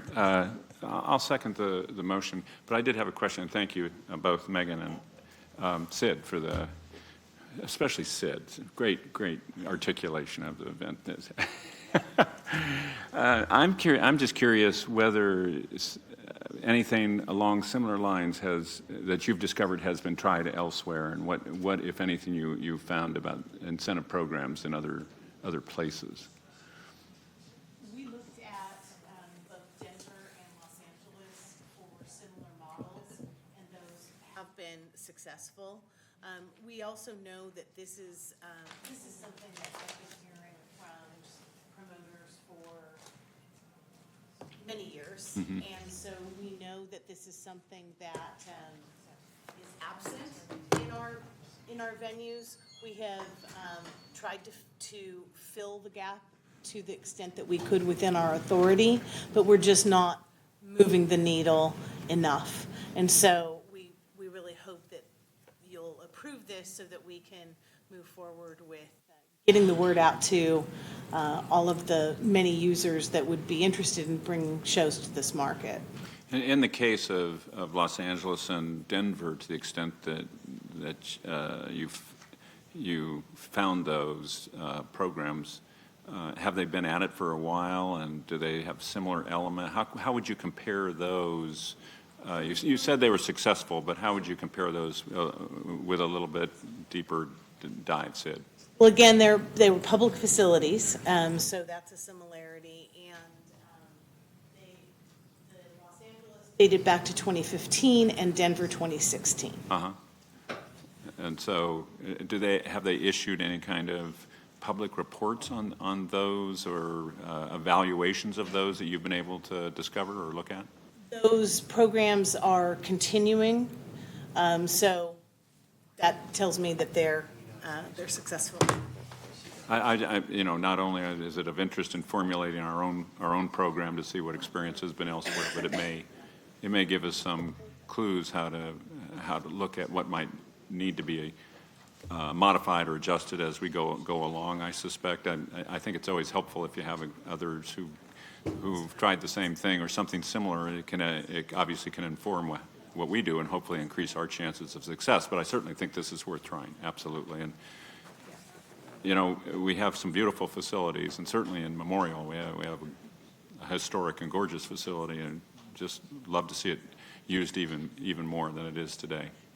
I would like to mention also that we did a kind of a small pilot program with Outback Entertainment specifically, and we saw them presenting a show once a year to, I think they're at 7 for this year. So that was with a smaller incentive because that was within our current authority. So we know that there's the ability to grow that even more. I mean, just seeing, a single show a year and seeing that steep climb gives me great hope that this is going to. One thing also occurs to me, and this is completely to the side, but have you spoken to the county airport authority about promoting what we're doing either at SAFE or at Memorial for folks coming into town? Because I know I've gone through, and I'm sure we all have, other airports especially, where they feature things going on and within their jurisdiction as far as artistic or other performances are concerned. So I tend to think about county facilities from time to time. So I'm just wondering if there's ever been any collaboration with the county airport authority on that kind of thing. Well, it's certainly something that we can explore. Perhaps we should speak to our friends at Visit Sacramento to find out what kind of programs they already have in place with the airport and maybe add to that effort. Yeah, okay. The other thing that I'll add to that on the marketing question is that we did receive $250,000 from Senator as part of the California Natural Resources Agency grant sponsored by Senator Ashby, that will allow us to further invest in marketing activities associated with these two things. So it's a good time for us, upon the introduction of a promoter incentive, to begin doing that work as well. So that creates some good opportunity for us. Good, thank you. Thank you. Councilmember Pluckybaum. Thank you, Mayor. I support this item and call the question. Thank you. Very brief from the member who represents the Memorial Auditorium. With that, we have a motion and a second. All those in favor, please say aye. Aye. Any noes or abstentions? Seeing none, passes unanimously. Thank you. Okay, next.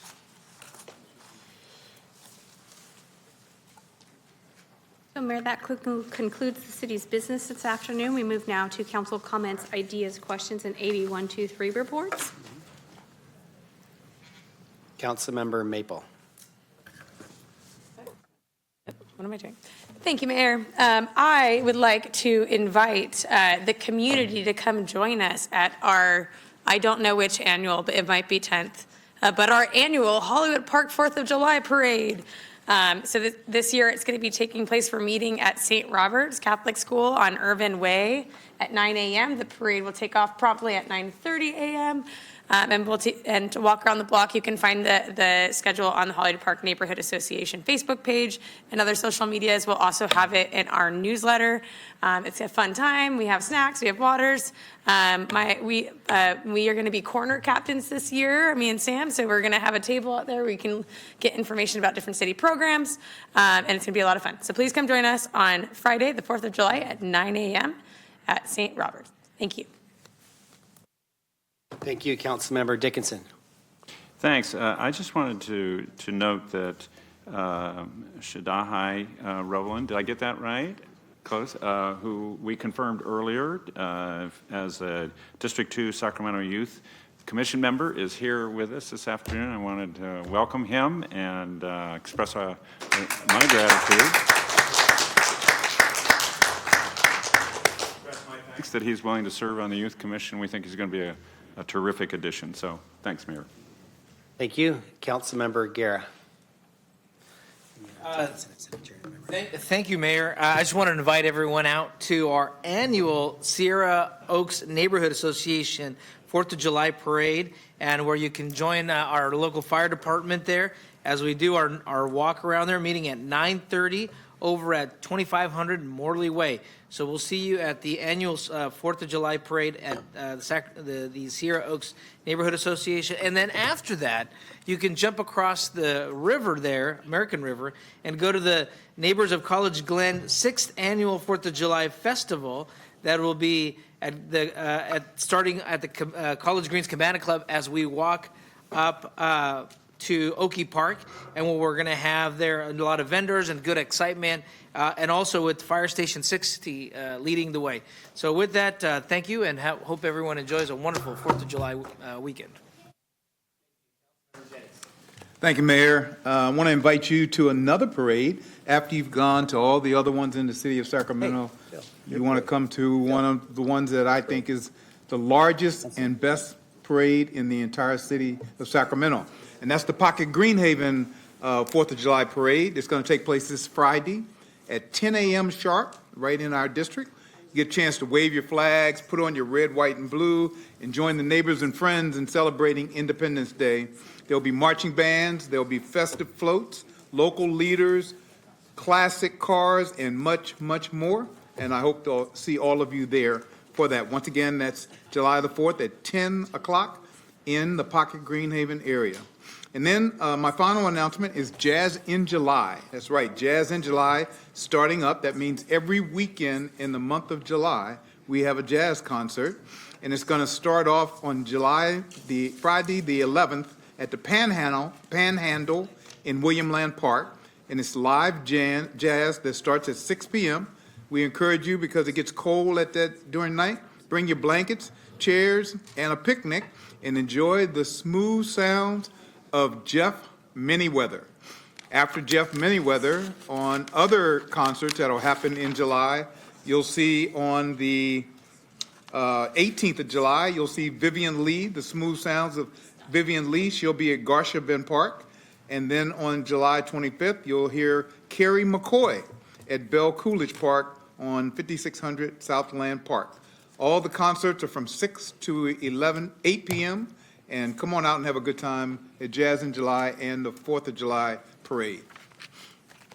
Thank you, Mayor. Thank you. Councilmember Kaplan.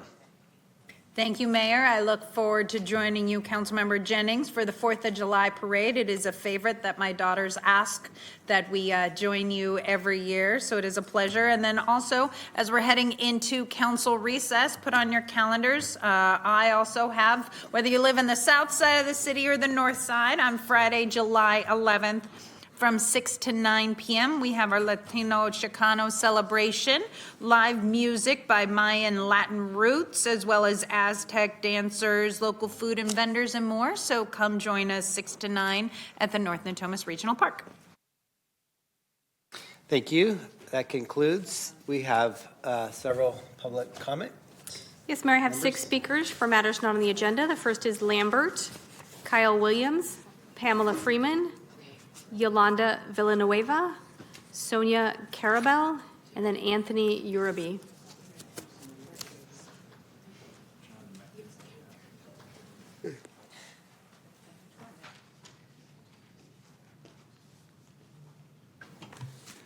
First of all, I would like to give a shout out to Senator Angelique Ashby. I think she's a wonderful human being. Also, Katie Maple and Karina Telemontes. They actually were in the Sacramento Bee, since you can't put it here. They were in the Sacramento Bee, and they are thinking outside the box on how to deal with homeless. Beautiful strategy by those people, and Mayor Steinberg. The other thing I wanted to say is I'm hearing a lot about parades and things like that. I'm wondering, what does it cost for a parade? Because the Grant High School Pacers, who won the state championship, they never got a parade. And also on here, it says city manager's report. As a person who studies this city, I have counted at least 3 or 4 city managers in this building right now. I want to, as a native and a taxpayer and a business owner, I want to know about the city manager's report. It's on the agenda. And I took a course last year in this place that talked about the Brown Act. You are slipping down a very slippery slope, City of Sacramento, and I think you have underestimated people like myself and Mr. Worthy. Mr. Worthy is going to have to be dealt with, because that man is starting to turn out to be a truth teller, and I support him 100%. And I'd like to end by saying it's the reason why I'm dressed like this. We're on our way to Southern California tomorrow, and our cheesecakes are going to be featured in Southern California for 4th of July. They won't be featured here. We have not received any money from the City Hall, and we've received money from Southern California because we have a manufacturer there. Thank you for your comments. Kyle Williams, then Yolanda Villanueva.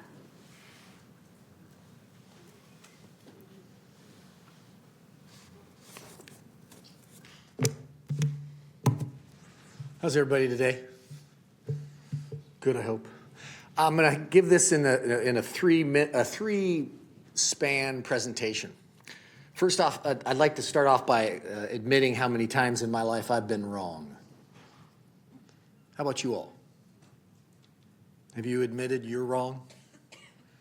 Yeah. Because I've seen a lot of things since I've been here. I was born in California and been in 8 cities all over in my 60 years of life. Today's my birthday. I'm 60. Happy birthday. Thank you. I know. Well, I like to speak. And the reason I bring this in is that it's a joke. I don't know if any of you have noticed it, but this is one of the things that we think you're wrong about. Trophies. And I'd also like to apologize for way back when I used to give these presentations. They were probably too intense because we saw this so often that people like me were too intense. There's two people in life. There's men and women, and we're going to share this over 3 presentations. And men were here in 1900, and women were down here. I know you know about it. Your grandmother told you all about it. I know the women are well aware of this. Well, now women are up here, and I'd like to argue men are down here. And I'm for real equality. I was raised right by 2 wonderful people, a mother and a father that were amazing in an amazing town. So I'm for equality, and I'd like to share in the next 3 presentations, maybe to bring equality, true equality, back to this town. I got 10 seconds left, because when I came here in 2000, it was humming along wonderfully, and we're not humming along right now. I'd like to share with you part of the reasons why that is, because of this. Thank you for your comments. Yolanda is our next speaker, then Sonia. Too many trophies being given out, not enough action.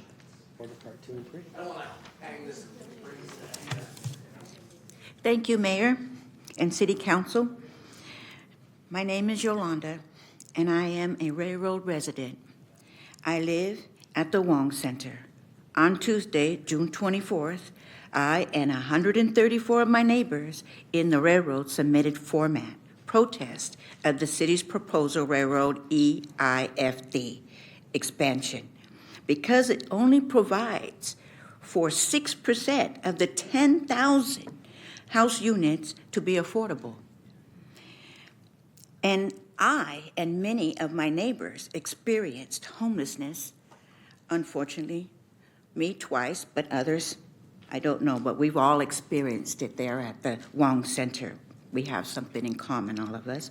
We found affordable housing, and we hope this can help others to escape homelessness too. My representative, council member I'm sorry if I'm destroying his last name, Pluckman, anyways, called or protest deeply, disappointing, and why we can't have nice things.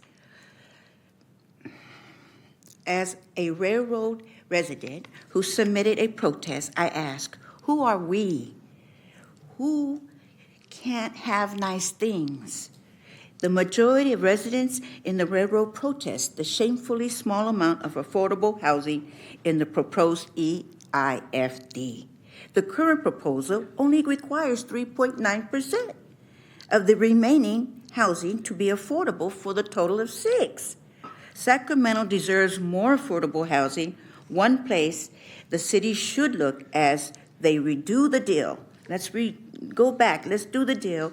In the state Sacramento Regional Housing needs allocations, which says Sacramento needs the following. Thank you for your comments. Your speaking time is complete. Our next speaker is Sonia, then Anthony.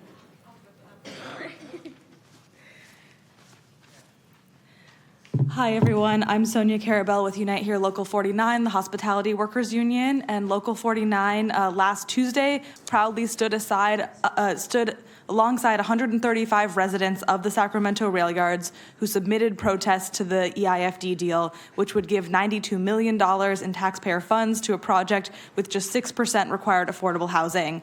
And of the remaining development, as Yo mentioned, just 3.9% of what would be built in the future.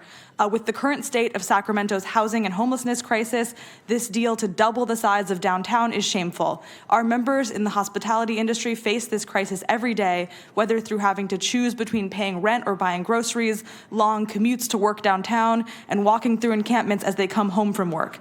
It has been very meaningful for us to build community with the rail yards residents, many of whom were pushed into homelessness and only were able to escape by finding affordable housing. We will not solve the housing and homelessness crisis by criminalizing people, as was discussed earlier, but through providing housing and services for people who need them. We are by no means opposed to a soccer stadium or developing the rail yards, but Sacramento is giving in to greed by subsidizing development that excludes working people. There was already an EIFD over the stadium site, and we hope the stadium can go forward with the public financing deal that was previously approved. But what we're opposing would expand it across the rail yards, where developers plan to build 10,000 units of housing just just 6% affordable. And so as Yo mentioned, we should look to the Sacramento Regional Housing Needs Allocation as we redo the affordable housing plan for this. That would be 22% very low income, 13% low income, 18% moderate income, and 44% above moderate income or market rate. So that's what the state of California says Sacramento needs. As we double our downtown, we should look to that. And I also want to say that as of now, those protests have still not been counted, and we will do what is necessary to ensure. Thank you for your comments. Your speaking time is complete. Our final speaker is Anthony Uribe. Uribe. Thank you. Hello, City Council. Hello, Mayor. I'm not here to talk politics. I'm here to talk tacos. Yes, Sac Taco Fest, Battle the Taco. Yeah, it's happening. Battle the Taco, Sac Taco Fest. So for the last couple of weeks, months, I've been taking nominations from everybody in the city of Sacramento, everybody in the county of Sacramento for a competition, bracket-style competition, where 64 of the best tacos are going to compete against each other, head-to-head style. And it's starting today out of all days, City Council on, guess what, Taco Tuesday. So it's live right now at sactacofest.com. And we're really celebrating some of the best taco spots, the taqueros that we have in our region, Sac County, City of Sacramento. So I look around and I see our wonderful city council members here, our mayor, and I'm thinking about Lisa Kaplan, Councilmember Kaplan, Gondo Fusion. I'm thinking of Oaxaca, Katie Maple. I'm thinking of Talik Village. You have your favorite taco spot there in that area. Corina Talamantes. We're going to talk about Northgate Boulevard. You got all those Algo Bueno. These places have been not only nominated, but they're on there, and these taqueros are excited, and they're already competing at sactacofest.com. So I'm hoping that you're encouraging folks to not only just eat tacos, but vote at sactacofest.com. And hopefully we get to celebrate these taqueros. I know we said no trophies, but we're going to have a trophy. It's going to be a big trophy. It's going to be huge. Where's it going to be? Battle of the Taco. And it's going to be, thank you, Councilmember Roger Dickinson, on Del Paso Boulevard to celebrate this. And I conclude. Thank you so much. You guys have a wonderful evening. Happy Taco Festival. Here we go. Let's do this. Thank you. Mayor, I have no more speakers. Thank you. I believe Councilmember Dickinson, you have a journal of memory? Yes, I do. Thank you. Thanks. I wanted to just take a moment this afternoon to ask that we adjourn this meeting in the memory of Mary Watts, often known as Mother Watts, who was a very long time and beloved community leader in Del Paso Heights. She recently passed away at the age of 81. She was born on June 30, as a matter of fact, 1943, and dedicated more than 40 years of her life to serving the North Sacramento community. Witnessing a young boy searching for food in a dumpster ignited her lifelong mission, leading her to establish what became known as the TLC Soup Kitchen. This nonprofit provided thousands of meals and ongoing support for those in need for over 3 decades, guided by her motto, a hand up, not a handout. Mary was such an instrumental and influential member of the Del Paso Heights and North Sacramento communities that actually Councilmember Sandy Sheedy, when she sat in this spot, proposed and executed, naming a street in Mary's name in Del Paso Nuevo. And under the leadership, Mary's leadership, TLC Soup Kitchen actually expanded its reach to include distributing bread, organizing holiday dinners, coordinating community events, and hosting summer camps for children. I can well remember Mary annually putting on a Thanksgiving day and week event for all who wanted to come, who didn't have someplace and family to spend Thanksgiving with, to get a good, nourishing meal and companionship at what can be a very hard time for people, a hard time of the year for people who don't have what a lot of us are lucky enough to have, family and friends to spend those holidays in. She leaves behind her devoted husband, Johnny, her children, grandchildren, great-grandchildren, and even one great-great grandchild, along with a vast and extensive network of family and friends throughout the Del Paso Heights community. So thank you, Mayor, for allowing me to take this moment to remember Mary, who was one of those special people. She never asked for anything for herself. It was always for others, for the community, and she was always a joy to see and to spend time with.